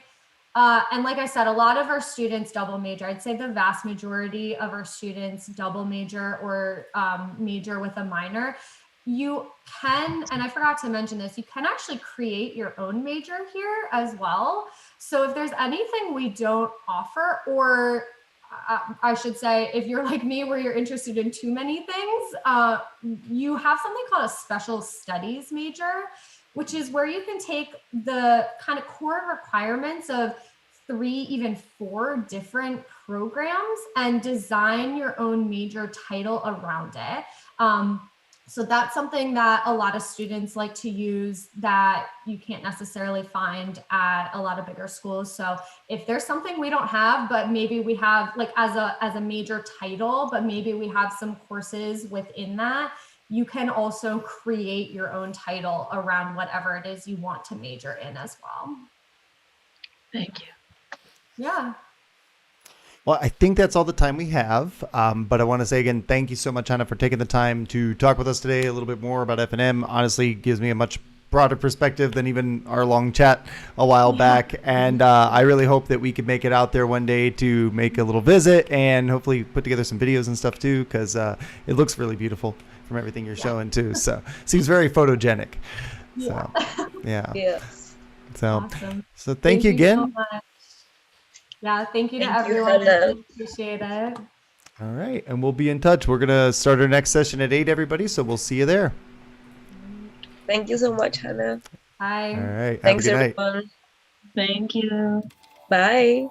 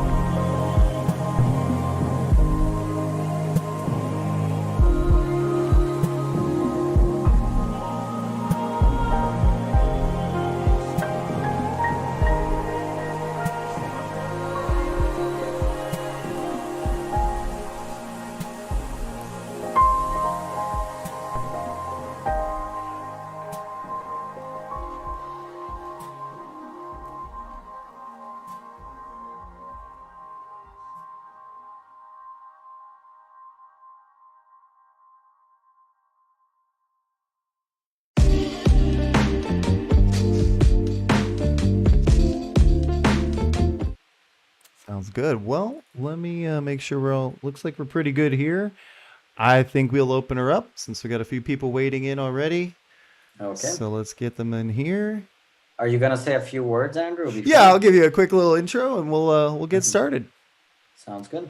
So, all right, got a few people trickling in. It's also, you know, punctuality is not our strong suit here, so we're gonna they'll keep trickling in. I've seen that today a lot. We start out around 10, end up in the 20s. So yeah, that's okay. We'll get them in there. All right. Well, welcome back, everybody. We are at our third session for the evening. On our third day, we've got Beloit College here with us. In particular, Hernan Santa Cruz, who was nice enough to receive me in Beloit not too long ago. I had a wonderful visit to the college. It's a very beautiful campus, very nice college in terms of its curriculum and its approach to students. And Hernan took a lot of time out of his weekend to just show me around and tell me all about Beloit. But you guys now get the opportunity to hear a lot more than what I can condense into about a 10-minute video. So very nice to have you here, Hernan, with us. Thank you so much for taking the time to talk to us here at SCORE. And the floor is yours. So brilliant. welcome. Thank you very much, Andrew. Happy to be here. Thank you for the invitation. And thank you to everyone. Good evening to those that are here today. As Andrew said, my name is Hernan Santa Cruz. I am an international admissions counselor at Beloit College, a small liberal arts college in Wisconsin in the Midwestern area of the United States. And like you, I was applying to international schools not that long ago. And like you, I'm from South America, though not quite Peruvian. I'm your neighbor in Ecuador. And I made the trip 3,000 miles away to a campus I hadn't seen to turn it into my home. And what a brilliant decision it was. And so I want to tell you a little bit more about what truly is Beloit College and what the experience entails by becoming what we call endearingly here a Beloiter. So with that said, I shall start by talking a little bit about what makes Beloit College well, what it is. And that is the people within it, right? And the people that make Beloit are fascinating individuals who we like to call multi-hyphenates. And what we mean by that is just people that have a variety of interests, a constellation of Beloiters who are actors, athletes, sci-fi authors, sorority sisters, activists, and a cappella singers. And so the idea behind being a Beloit student is to be much more than just a student. It's about being a leader, a member of the community, an actor and an athlete, and seemingly disparate things all at the same time. And so this constellation of Beloiters is really what makes a place special. Beloit is the oldest continuously running college in Wisconsin. We were founded in 1846, so we've been around for 176 years. And with that comes this historic, I think, prestige of bringing people together from all over the country and the world to receive the experience that Beloiters experience. So let's get into some of the things that really matter at Beloit. And of course, since we're an educational institution, we must start with what is the learning component. And it's very meaningful at Beloit. So the size of Beloit, again, matters quite a bit because it allows us to do the things that we do really well, which is individualized teaching and educating real world people with purposeful life. And so we have about 1,250 purposeful, curious, brilliant students who are intrepid and bold and want to go over to the world and lead really successful lives. 98% of our classes have fewer than 30 students. And in fact, our average class size is about 12 students. So if you're looking for a small college where you really get to know your professor, they get to know you, and you know your peers around you, then this is certainly the place for you. And in my biased opinion, that is the very best way to go about doing college here in America, because of course, you know, being from Ecuador and knowing Peru, I understand that the system's quite different in many ways, and that oftentimes you might find yourself in an auditorium with 50, 60, maybe even 100 people. But Beloit is the opposite of that. We are designed in a way that prioritizes the individuality of every student and therefore enhances the strength of everything that you have. And that also comes into play, you know, when we talk about our student to faculty ratio, which is 10 to 1, meaning that for every 10 students, there's at least one professor. And that makes for some really meaningful relationships that you're able to develop with them and that you get to know. In fact, some of the most important people in my life right now are many of the professors I met at Beloit who are my advisors, my mentors, beyond just the academic, but professionally and personally as well. So this is really something that drives the Beloit experience. The world-class academics that we have here allow you to get the breadth of different experiences, disciplines, humanities, sciences that you like to study, while getting the depth into what it is that you want to major in. So to kind of give everyone an idea again, that the liberal arts is really designed to provide, in the classical sense, freedom for people to study what they want, to really be passionate about a variety of things, and to never need to sacrifice an interest in pursuit of a single thing, which is usually what we're used to in South America, where you go to college or university and you have to select your exact major or career path immediately. At Beloit, it's quite different. You have the freedom and flexibility to really choose what you want to do while still focusing on the things that matter. So with that, you are allowed to explore this freedom that we provide with confidence. And so some of the most popular majors that I want to highlight here at Beloit from an international standpoint really are anthropology, biochemistry, creative writing and literature, business economics, international relations, and computer science.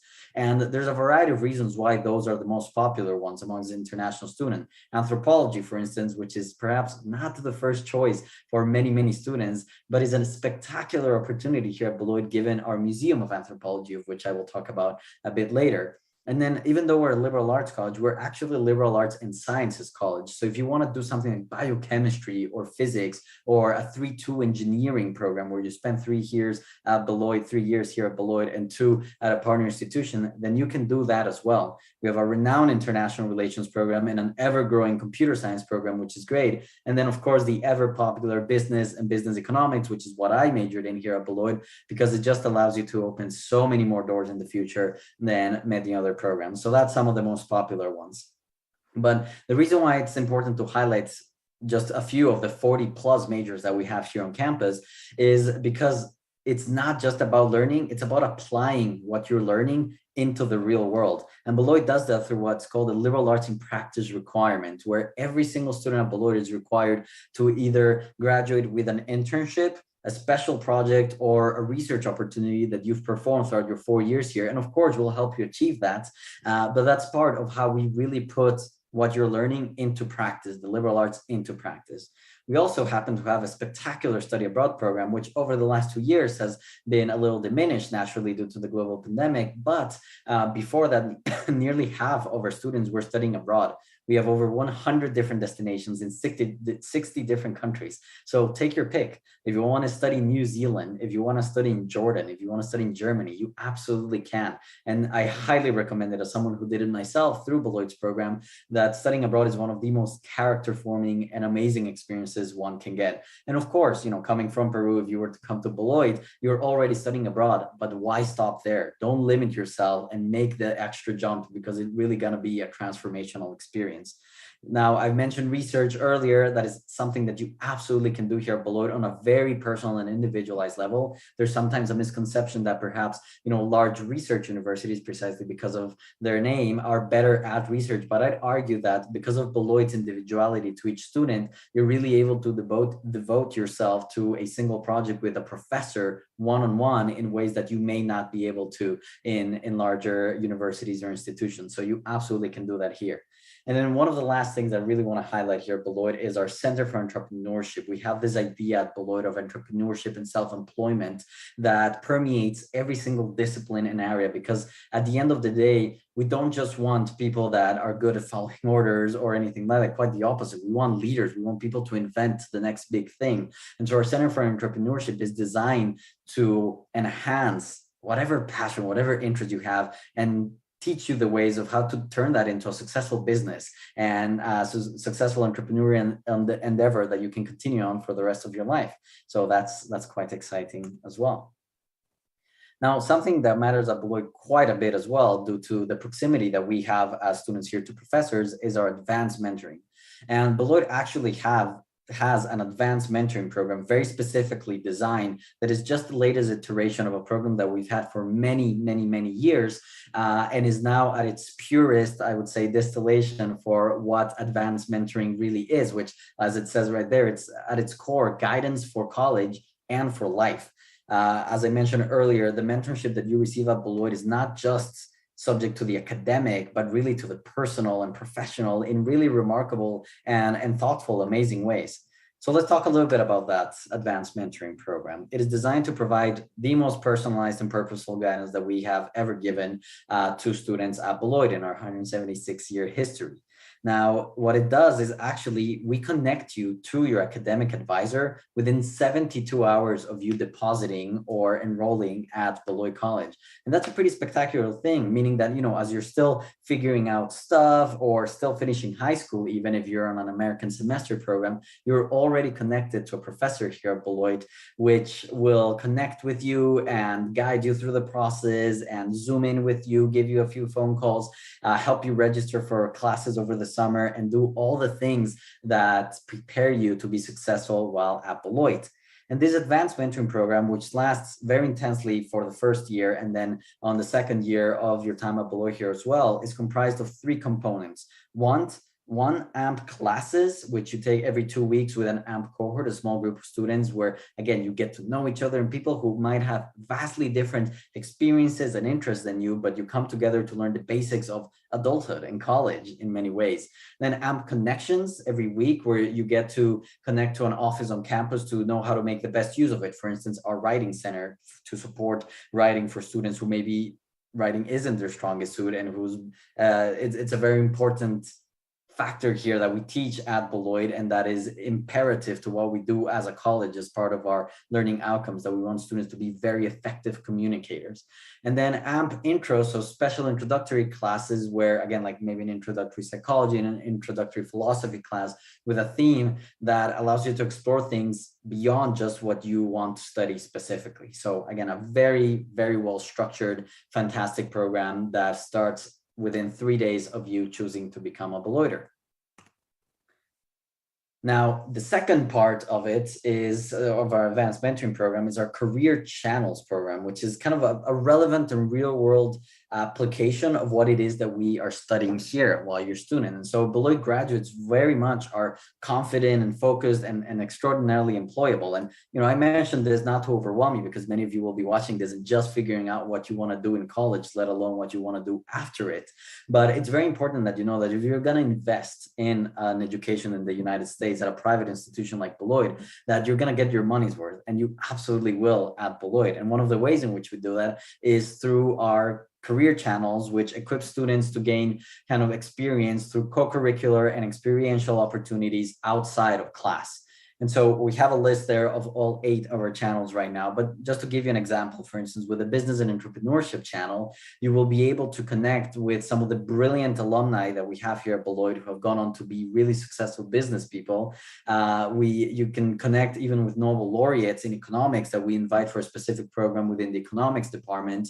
And you're able to explore career opportunities that you may not have considered before, but in an ever-changing, ever-growing, more complicated world, you're going to realize that, say, if you want to study international relations or environmental science, there are many, many hundreds of opportunities for you out there, and perhaps very specific markets that you will be ready for. And so the career channels experience are these broad avenues for you to explore these career opportunities, and to do so in a real-world setting where you get to meet people, network, not the least of which, of course, is networking with our incredible alumni, which are a big, big component of the Beloit education, which I think speaks highly of the type of college that we run here, because of our very loyal 17,000 strong alumni network that is connected to the college every single day. Now, it's not just about studying, right? You also want to know what the community is all about, especially because, again, unlike maybe many institutions in Peru, Ecuador, and other South American countries, you won't live on campus in these countries, but you do live on campus at a residential college like Beloit. And so it's important to know that this community very much celebrates you, and this is a college that feels like home, because it absolutely is. So I put a few pictures there of what kind of Beloit looks like, in the summer with the green, in the fall with this beautiful orange all over the trees, and very much in the winter when the trees freeze over and there's snow on the ground. And it's an absolutely beautiful sight to behold, because as cliche as it sounds, as the season changes, you change as well as a student. And that's a pretty magical thing, because you don't have that stagnant comfort that you get from not getting the very pronounced seasons that we do get here at Beloit. all of that to say, where is this future home of yours, hopefully? And I have a map here of the United States, which you can see, pointing out to perhaps two of the biggest cities in each coast, where everyone always knows, East Coast, New York, and then West Coast, Los Angeles or San Francisco. Beloit is actually kind of in the middle. We are about an hour and a half away from downtown Chicago, an hour south of Madison, the capital of Wisconsin, which is a beautiful city. And so we find ourselves in this intersection of bigger metropolitan experiences without being one ourselves. And that allows you to really focus on the studies of what you're doing, but also in enjoying the little things and the beautiful charm that the city of Beloit has, which I'll get to later. But yeah, Beloit very much feels like home. And it's a powerhouse of a college. And the reason why I say powerhouse is because this picture right here is actually a representation of our powerhouse building, which I would argue is the coolest campus building you will find any campus anywhere. It used to be an old factory, which has now been turned into our new student union and recreation center, where you have ping pong tables and pool tables and tracks suspended on the second floor, and a gym and an auditorium and an area to meet with clubs and a cafe and all kinds of things that you can imagine. And so what this building represents for Beloit is a catalyst for all the things that students do. So for instance, being an athlete, Beloit has 18 varsity teams if you're interested in playing at a competitive level, and 21 intramural teams if you're interested in kind of taking it more slowly but still enjoying yourself and staying active. It's also a culmination of the type of studies that students do, and a lot of those studies happen at our museums. Beloit College is a small college of about 1,200 students, as I said, but we have 2 teaching museums on campus. That's unbelievable. Our Museum of Anthropology, which I mentioned earlier, has nearly 400,000 artifacts. It is a true treasure. And our Museum of Art, the Wright Museum, has nearly 6,000 artistic artifacts with 5 different gallery spaces. So if you're interested in museums at all, or art or collection management or anthropology and archaeology, and you want to discover the secrets, say, of Machu Picchu, then certainly Beloit is going to be a brilliant place for you to study the significance culturally, linguistically, archaeologically of very special places in history, physical or moments in history as well. Now, I mentioned earlier our Center for Entrepreneurship, but I also wanted to highlight kind of what the spaces within the physical building of our Center for Entrepreneurship involve, because I think it surprises a lot of people. You think it's all business, but it's actually more about enhancing your creative skills and amplifying them to the degree that you can to hopefully create a business of your own. And we have had students do that quite successfully quite often. So the first floor, for instance, of our Center for Entrepreneurship has an art gallery called ABBA, the Art of Business and the Business of Art. So it's not just about business and selling things like a massive corporation, but how about learning how to manage an art gallery while you're still a student? You can do that. We have a recording studio that's actually being remade soon, and it's a world-class recording studio. So if you want to produce your own music and learn how to do things like that, you absolutely can do that as well. Then there's the Beloit Access Television. If you're interested in media, television, directing, screenwriting, creating your own computer-generated images and graphics, you can absolutely do that as well. And then, for instance, on the third floor, we have a maker lab where laser printers and a variety of other tools allow you to create widgets, of which you can do a variety of different things. So again, it's a center to maximize what it is that makes you special. And we're able to tap into that because we're a small college. And as I mentioned earlier, we have global opportunities all over the world, not just with studying abroad, but with internships and with summer programs that allow you to really see beyond just what you have seen so far in Beloit, in the United States, and in your home country as well. Now, it's important to also mention a little bit about what the city of Beloit includes. So the city of Beloit is small. It's about 37,000 people, but that's not minuscule in comparison to other towns here in the United States. It's actually quite a vibrant, lovely city. We have, for instance, a world-renowned international film festival at Beloit and a gorgeous downtown area, which is just a 5-minute walk from campus, which you can actually see here. And this picture is taken from our Center for Entrepreneurship Celeb, which is located downtown. So it's this absolutely lovely city, but it also houses, somewhat deceptively, some pretty spectacular companies like Care Ingredients, ABC Supply Company, which is the largest roofing company in the entire country, Rico Beloit, a Fortune 1000 company that we have students intern at that generate electric engines, I believe. So if you're into engineering or computer science, you can absolutely get internships there. So it is really a vibrant, beautiful place. You see a picture there, the farmers market on a Saturday morning. And it's important to highlight because as much as you'll be part of the Beloit College community, you'll also grow beyond that and be part of the Beloit community. And I've lived here for the last 6 years, and I can imagine a more lovelier place to be in. So onwards, I think it's important a little bit also to characterize what Beloit College is as an institution. And I think there's no better example of that than the last 2 years, because the last 2 years have been particularly difficult for everyone in a variety of ways. And so Beloit has been able to really step up, and there's a reason why we've been around for nearly 2 centuries. We've always innovated, evolved, grown, and made sure that we do right by our students. And so something that I want to highlight, because even though it seems like hopefully it's in the rear view mirror now, is that our COVID-19 response is one that was completely student-centered, super nimble, and incredibly structured for success. For the last 2 years, Beloit's really been renowned around the United States as a country, as a college full of innovation. We've been for the last 2 years as a top 10 most innovative school. And the reason why is because when all of this happened, we immediately shifted our academic schedule and our response to how we made sure that students were still able to be in person and be educated and receive the education that they deserve and they should receive, while still keeping everyone safe. And the way in which we did that was through our Beloit Action Plan, which has now evolved since it first started, but it allows us to be very focused and forward thinking in how we want the direction of this college to be. And again, I'm telling you all of this because it's important for you to join a place whose character is actually reflected perhaps in its toughest moments. And a lot of colleges around the country faced some of their toughest moments 2 years ago and crashed, and Beloit didn't. It actually soared. And it allows us to, with ingenuity, with agility, and with humility, really become leaders in terms of higher education in the United States. So the 5 main pillars of it, and I won't go too deep into these, are basically designed to prepare you for the future through our career center, through our career channels, our accelerator, and through connecting you to our alumni and networking opportunities for you to really apply everything that you're learning into what's called the real world, right? There's often a case to be made that these smaller colleges are in some sort of bubble and don't allow you to really explore what's out there. But Beloit is the opposite of that. And we do so by having this really strong focus in career preparation and career-centered approach to a curriculum that is full of texture due to the ways in which students apply the things that they are learning in the real world. So that's all super, super exciting, which is great.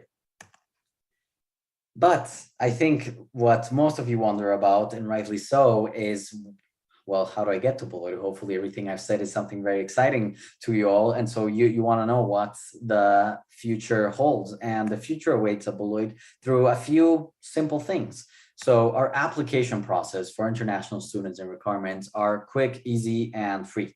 And what I mean by that is that there's no application to apply to Beloit, unlike other schools. We are on the Beloit College application or the Common App. If you're familiar with the Common Application, it's a phenomenal system that many hundreds of schools participate in, where you complete a single application with quite a bit of information on what is called your personal statement or your essay, and you can send that to multiple schools, 5, 10, 15 if you want to. So Beloit is part of that common application as well. Other than that, we need a high school transcript looking at the grades that you've received during high school and type of classes that you've taken, and a school report, which are things that your counselor worries about, so don't put too much emphasis on it. We need 1 letter of recommendation from a teacher. And then I assume many of you perhaps have been under an English curriculum for the past few years. If that is the case, then we can waive the next requirement, which is the proof of English proficiency. Now, if you've ever taken a test like the TOEFL or the SAT, or are planning on doing so, or maybe even the Duolingo one, which we accept and is really good and cheaper than the other options, then that's the way to complete your proof of English proficiency. But there's more ways than just tests to submit that, because Beloit actually happens to be what is called a test optional school. Now, international applicants will need to provide English proficiency, and some of the best ways of doing that is through a test, but it's not the only way. So I want to make that clear. And then, of course, financial documentation forms, things for you to worry about later on, but kind of understanding, the cost of Beloit, which is an important factor, and how much you could contribute. Which leads me then to speaking a little bit about how worthy of an education this really is. So, for all of you watching, 95% of international applicants at Beloit College receive gift aid. And so 95% of them get their need met. Scholarships this year range up to $36,000 a year. So if you look at our price, you might get scared, but private institutions in the United States tend to get quite expensive. What matters is how those colleges provide financial aid and scholarships. And Beloit does a spectacular job of that. In fact, a couple of years ago, we were mentioned by a financial website as the #2 in the nation for best financial aid. And this includes international students as well. So that's only scholarships up to 36,000. But with financial aid like grants, the average offer that Beloit College students receive is closer to 49,000 a year. So you really get an amazing deal for a world-class education. Plus, all international students are eligible for a $2,000 campus employment opportunity. So if you want a little bit of extra money to go out with friends to dinner, or want to contribute that to your tuition, you can as well.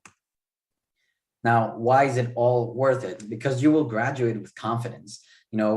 This number has actually changed since I made this presentation, but upwards of 90% of seniors have mentioned that they have a mentor that encouraged them to pursue their dreams. And there's actually a statistic here in the United States taken out of a survey that is taken every year that measures kind of the success of people and how purposeful they are in their life. And this is, a complicated process with a variety of factors, but it actually mentions that the #1 indicator for success in the future after college is whether a student had a mentor who helped them through their time there. And the national average response for that is about 30%. At Beloit, it's upwards of 90%. So it really is a spectacular place to be mentored, to have that guidance and explore the world.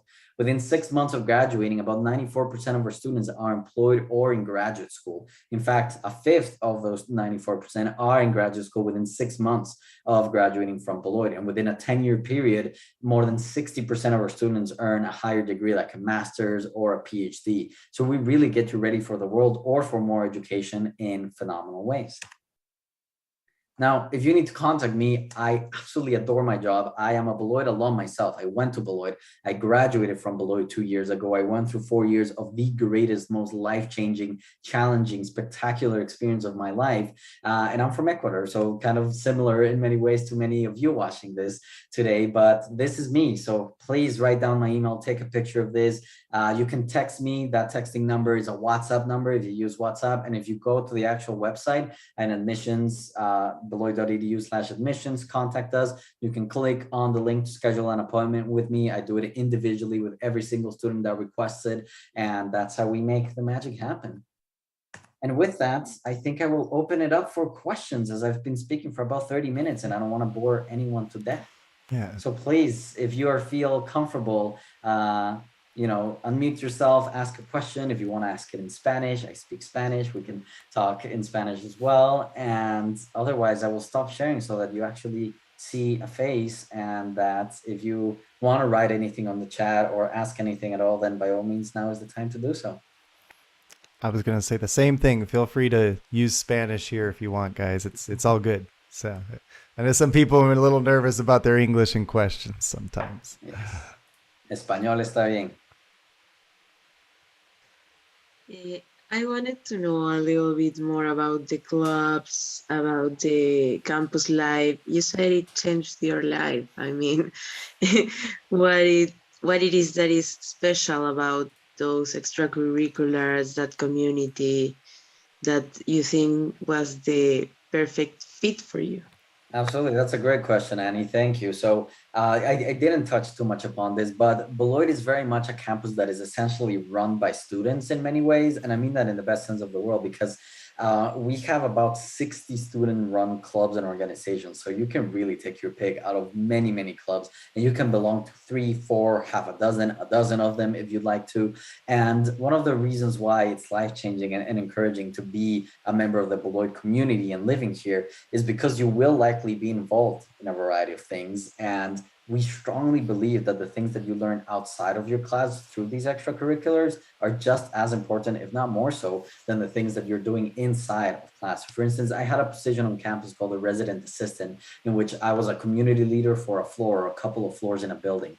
And you wouldn't believe how incredible it is to be kind of a very somewhat important figure that people rely on and depend on in your day-to-day life, because this didn't have like work hours or anything. It was an all-day job all the time while you were a student, and it actually teaches you some of the most important communications and leadership skills I have ever seen. I didn't belong to too many clubs, but many of my peers did, and some of those clubs ended up changing their lives because they met people through guests and networking opportunities that offered them a job, or they were able to get to know a group of friends that became so central and so important to who they are, that now they have started their own business together, because they know that they have this passion that has nothing to do with what they studied, but everything to do with what they're interested in. And so the life on campus is very vibrant. There's always something to do. Beloit students are involved in many, many things, either 2, 3 jobs, 2, 3 clubs, and whatever other thing you want to do, because like I said, we strongly believe that what you're learning there is extraordinarily important. So all that to say that, yeah, I mean, it's a big task to say that it changed my life, but it does. That's what Beloit does, through the professors, through the really engaging community, and because of all these clubs and because of all the activities that is happening on campus all the time, then that's how your day-to-day kind of gets managed, right? This is very different from high school, where you aren't in class from 8 a.m. to 2 p.m. or 3 p.m., but maybe you have 1 or 2 hours of classes per day. What do you do with the rest of your time other than study, which of course must happen?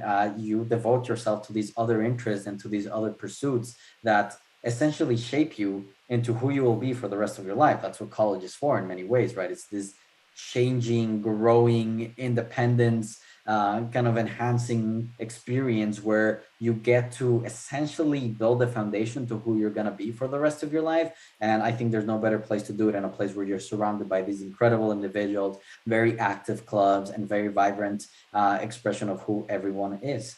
So hopefully that answers your question, Annie. Andrea, how do transfers work and we can validate credits? Yes. So a transfer student at Beloit is not that different at all from the application I showed earlier. You still apply through the Common App, although there's a specific transfer Common App, and then we require the same type of documents. Now, if you mean transfer because you're transferring from already a college or university, then that means we need to see your college or university transcript. But if you just mean, transferring from your high school, then we do a reading of your transcript and see how many credits get transported or transferred over here. That's something that we do very well and we're very generous at, and we have a lot of transfer students come into Beloit every year, and many of them come as probably a third or second year student, so you would only have 3 or 2 more years to complete at Beloit as opposed to all 4. But I can't generalize fully without seeing your specific kind of transcript, but we do a really good job about it, and we have counselors specific for international transfer students that will help you through the process. Anna, you ask, how is life around town? It's lovely. Again, like I mentioned, it is perhaps a difference from what you experience if most of you are in Lima, I assume, a larger city. Beloit is only 37,000 people, but that's not small. You have plenty to do. And so life around town is very lovely because the downtown area of Beloit, which is the best part of the city, is within a 5-minute walk from campus. So that's where all the great restaurants are, nice little shops. There's a vinyl record store, the barber shop, and all these very frequent destinations that you go to. They're right there. You can just walk down to it, which is lovely. Beloit is also home to a few beautiful parks and nice green areas, which you can grab a bike from our powerhouse and just just, bike around town. But I found it to be a place where, again, you're able to focus on your academics while still enjoying the little things and not being overwhelmed. There's never traffic, there's never very loud noises here or anything like that. It's just very calm and beautiful, while at the same time being in proximity to these bigger cities like Chicago and Madison and Milwaukee, so that if you ever want to see those huge cities and experience that, you can grab a bus for the weekend and do that yourself. So I think we get the best of both worlds without being in a huge city ourselves, but being close to one, and the experiences and opportunities that come with that, while still being able to focus on your studies and enjoying the beauty of campus itself. Because I think something that I want to highlight a bit more is just the fact that although life around town is absolutely beautiful, you will find yourself most of the time on campus because you have everything you need on campus. It's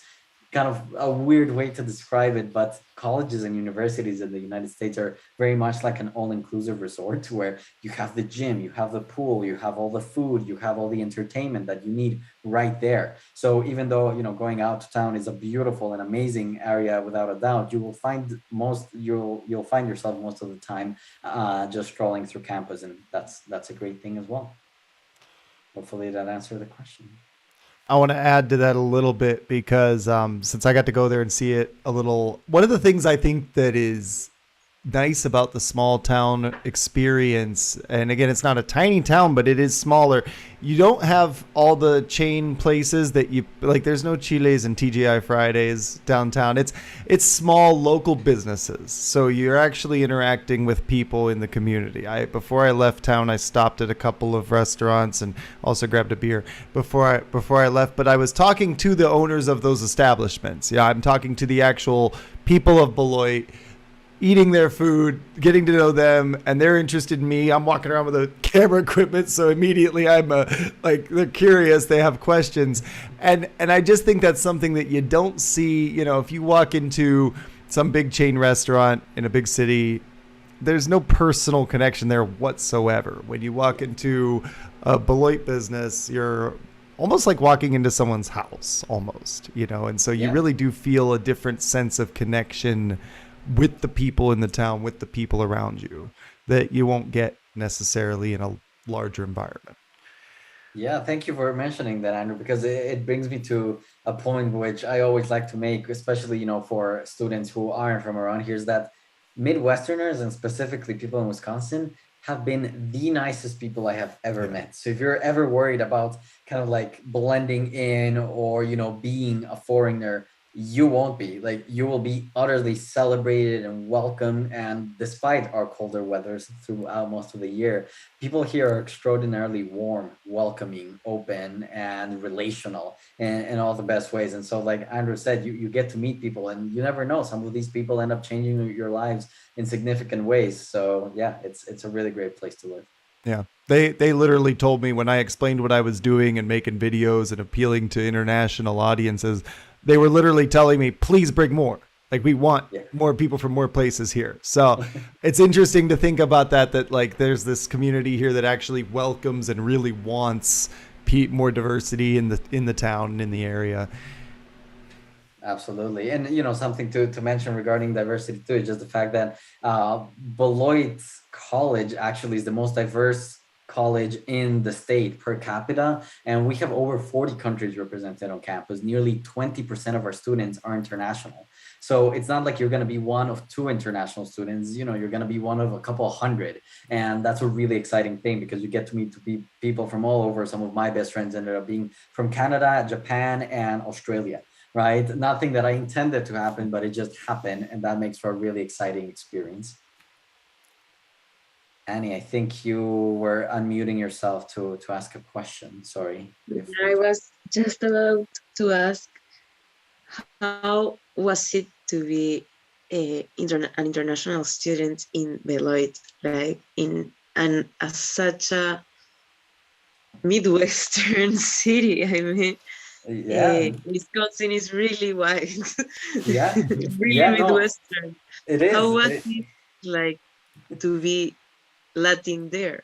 Absolutely. And So I think you partially answer the question. Yeah. Yeah. So Because I was just getting to that because I actually think it's a really, and this is just my personal philosophy, but I'll say this, like the city of Beloit itself is also very diverse, and the city of Chicago is very diverse. So it's not like you're coming to, like you said, the whitest place in the United States.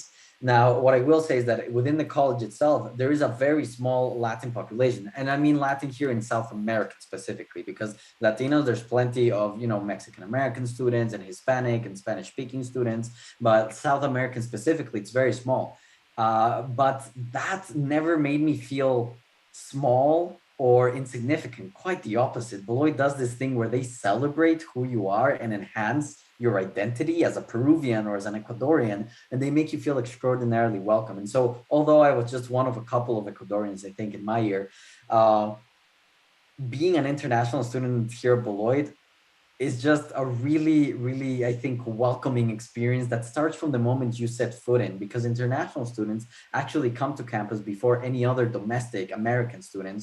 So you have about 3 extra days of orientation, getting you familiar with everything. And those 3 days, you're going to immediately notice that this is home. That's how it felt for me. That's how it feels for all international students. It's an incredible, indescribable kind of atmosphere that makes you feel welcome right away. And then as you go through here, there's also a phenomenon in which international students at Beloit tend to be the most successful. And I'm not just saying that because I was one. I'm saying that because for the last, to give you an example, 4 years, Annie, the co-presidents of the Beloit student government for the last 4 years have always been international. The students that get the best internships, always been international. The students that get the best experiences on campus, always international. And so being international at Beloit is actually an amazing thing. We are an incredibly diverse college and community. And at the same time, if you are just one of your, box, whatever that box may be, Peruvian, Latino, whatever it may be, you're celebrated and amplified rather than suppressed or made small. It's quite the opposite, and that I absolutely love. So it really was a great experience on that end. So hopefully that answered some of your question. I see Andrea posted another one about relationship with companies or helping us find internships. So yeah, that's the purpose of the whole career center here at Beloit College, Andrea. The Career Center is designed to help you find internships, to touch up your resume, to help you write a resume if you've never written one, to do mock interviews with you, to write a cover letter alongside you, to prepare you for the professional world in extraordinary ways. And we have over 200 companies that we have sent students to all over the country and the world, some of them very local, some of them very far away. So we do have great relationships with a lot of companies all over the country where you'll be able to find great internships or a job. It won't be served to you on a silver platter. You actually have to take the initiative and go to do the work and go to the career center and all that. But once you're there, the system is actually spectacular because it's designed to help you in an individualized manner. So that's really a thing that we are very good at.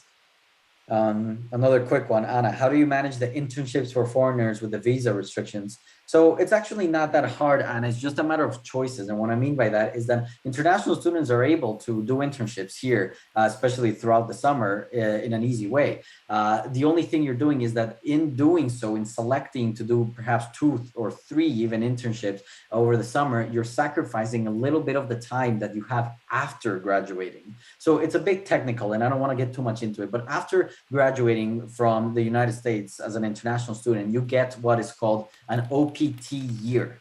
So optional practical training, which is essentially a job for a year.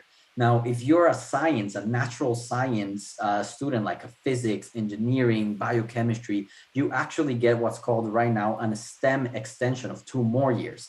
But if you have this 1 year, for instance, if you chew up a little bit of that time throughout your summers, then you have a little less after you graduate, but it's not a limiting factor, right? Especially if you do, again, sciences, you're still gonna have 2.5 full years to do it because summers are only about 3 months that you're gonna be taking an internship in. So anyway, all that to say that you absolutely can stay for internships and do internships while you're a student here. Beloit actually has a program, so right into the humanities, for instance, called the Duffy program in the humanities and sociology, for instance, in which you can do an internship while you're a student here at Beloit. one of the semesters. So you would take only 2 classes as opposed to the usual 4, but your third class is actually working, not a full-time job, of course, but a partial, part-time job at one of the local companies around the city. And that can be sociology, psychology, humanities, political science, history, anything like that. So, it's not a limiting factor at all. You just need to make your choices of whether or not you want to spend every single summer here, or if we can find you and help you get an internship back in Peru, it doesn't eat up your time at all. So that's what I did, Anna, just to give you an example, not to talk just about me, but on my first summer between my freshman and sophomore year, I went back to Ecuador and I had an internship that I got at Ecuador's largest private bank, and I got it thanks to Beloit. So I didn't eat up any of my time post-graduation while still getting an incredible experience in my home country. So we'll make it work. And if you're into the humanities or the sciences or anything, I wouldn't fret too much about it just now, because it'll end up working in the end. And I know it's easier said than done, but again, I've been through it. I was like you just 6 years ago, not that long ago, not that different from you, I assume, in many ways. And it ended up working really well. So there's a thing to look forward to there. Great. I wanted to ask just personally, regarding, again, I know you said you don't want to talk only about yourself, but your experience I think is very interesting. The mentoring aspect of things, how much, maybe let's say like in a week or a month, how often would you work with that mentor? And or is it more something where it's scheduled and structured, or more like where you're reaching out when you need the person? Kind of curious how that's designed. Absolutely. So it's designed in a little bit of both ways, and that's the structured way absolutely happens, especially in your first 2 years. You're still young, you're still discovering what you want to do. And so the advanced mentoring program actually has you meeting with your advisor every 2 weeks.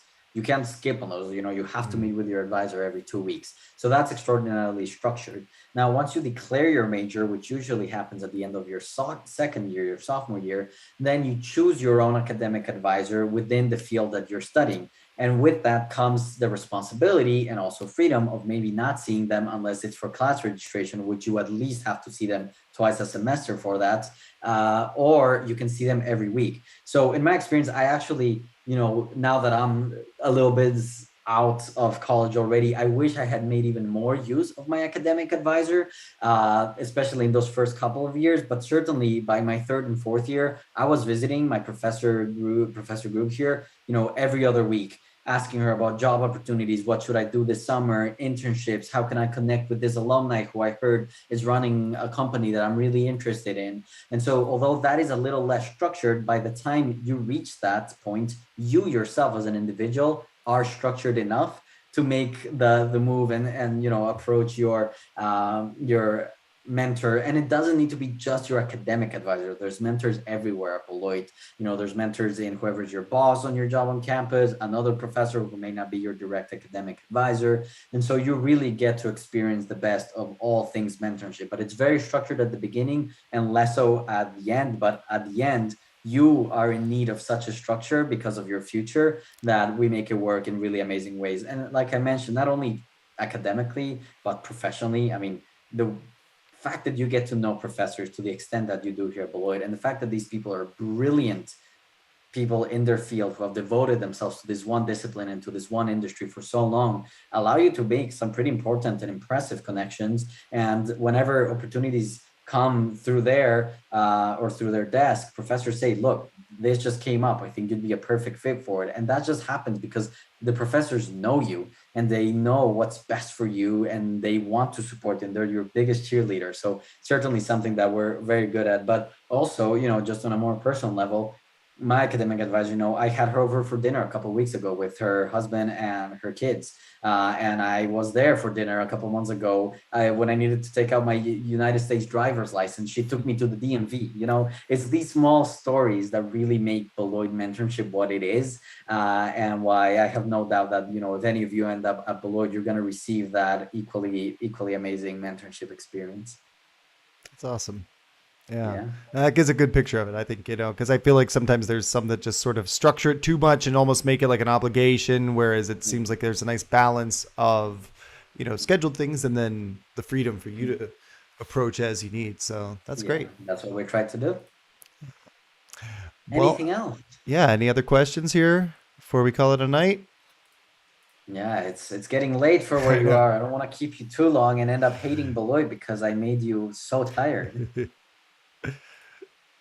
But if not, then thank you all very much for coming tonight. I'm absolutely thrilled to share Beloit with you. Beloit doesn't have any Peruvian students right now. We have students from Ecuador, students from Brazil, and it would be really great to be that one Peruvian. It's not a bad thing to be the only person of a country or an identity here at Beloit. It's actually something that will be enhanced and celebrated. So I'm being straightforward with you. The idea is to get more students. I am responsible for a few states in the United States and all of South America. So I want to bring you to experience this. This is the reason why I stayed at Beloit, because I had an incredible experience and I want to share it with others. So all that to say, thank you. Thank you for taking the time out of your night to be here today. And thank you for listening in to my story and what the Beloit experience is. Again, if you have any questions, email, contact information, all there. And yeah, have an amazing night. All right. And thank you so much for taking the time out of your night to share this with us too. And we hope to have you Thank back you so again much. next time we do this. And hopefully can bring some people up there, or at least start sending some people your way this year. I'd love to see that first Peruvian come out of score and end up at Beloit. That'd make me really happy. Same. That would be amazing. It would be a breakthrough, student. So be that first student, that pioneer that comes up here to the cold winter that is absolutely beautiful. And I promise you'll make one of the best decisions of your life. Awesome. Well, thanks again, Hernan. Nice seeing you again. And thanks again to everybody for participating today in the fair. We'll be seeing you back here tomorrow at 6. We got a whole nother round at the end of our fair. 3 more universities to go. Looking forward to having you there. So with that said, have a great night. And thanks, everyone. We'll see you tomorrow. Bye, everyone. Bye, everyone. Bye, thank you.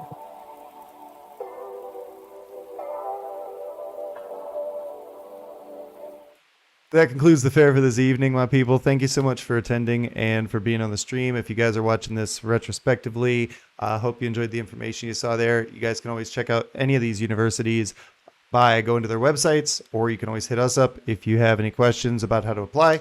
And we will be back on, like I said, tomorrow at 6, starting with MSOE. And then we're following that up with Hillsdale College at 7. And finally, Illinois Institute of Technology at 8 o'clock. And we got some really good options for you guys to check out tomorrow. So I hope you can make it. I'll see you guys tomorrow.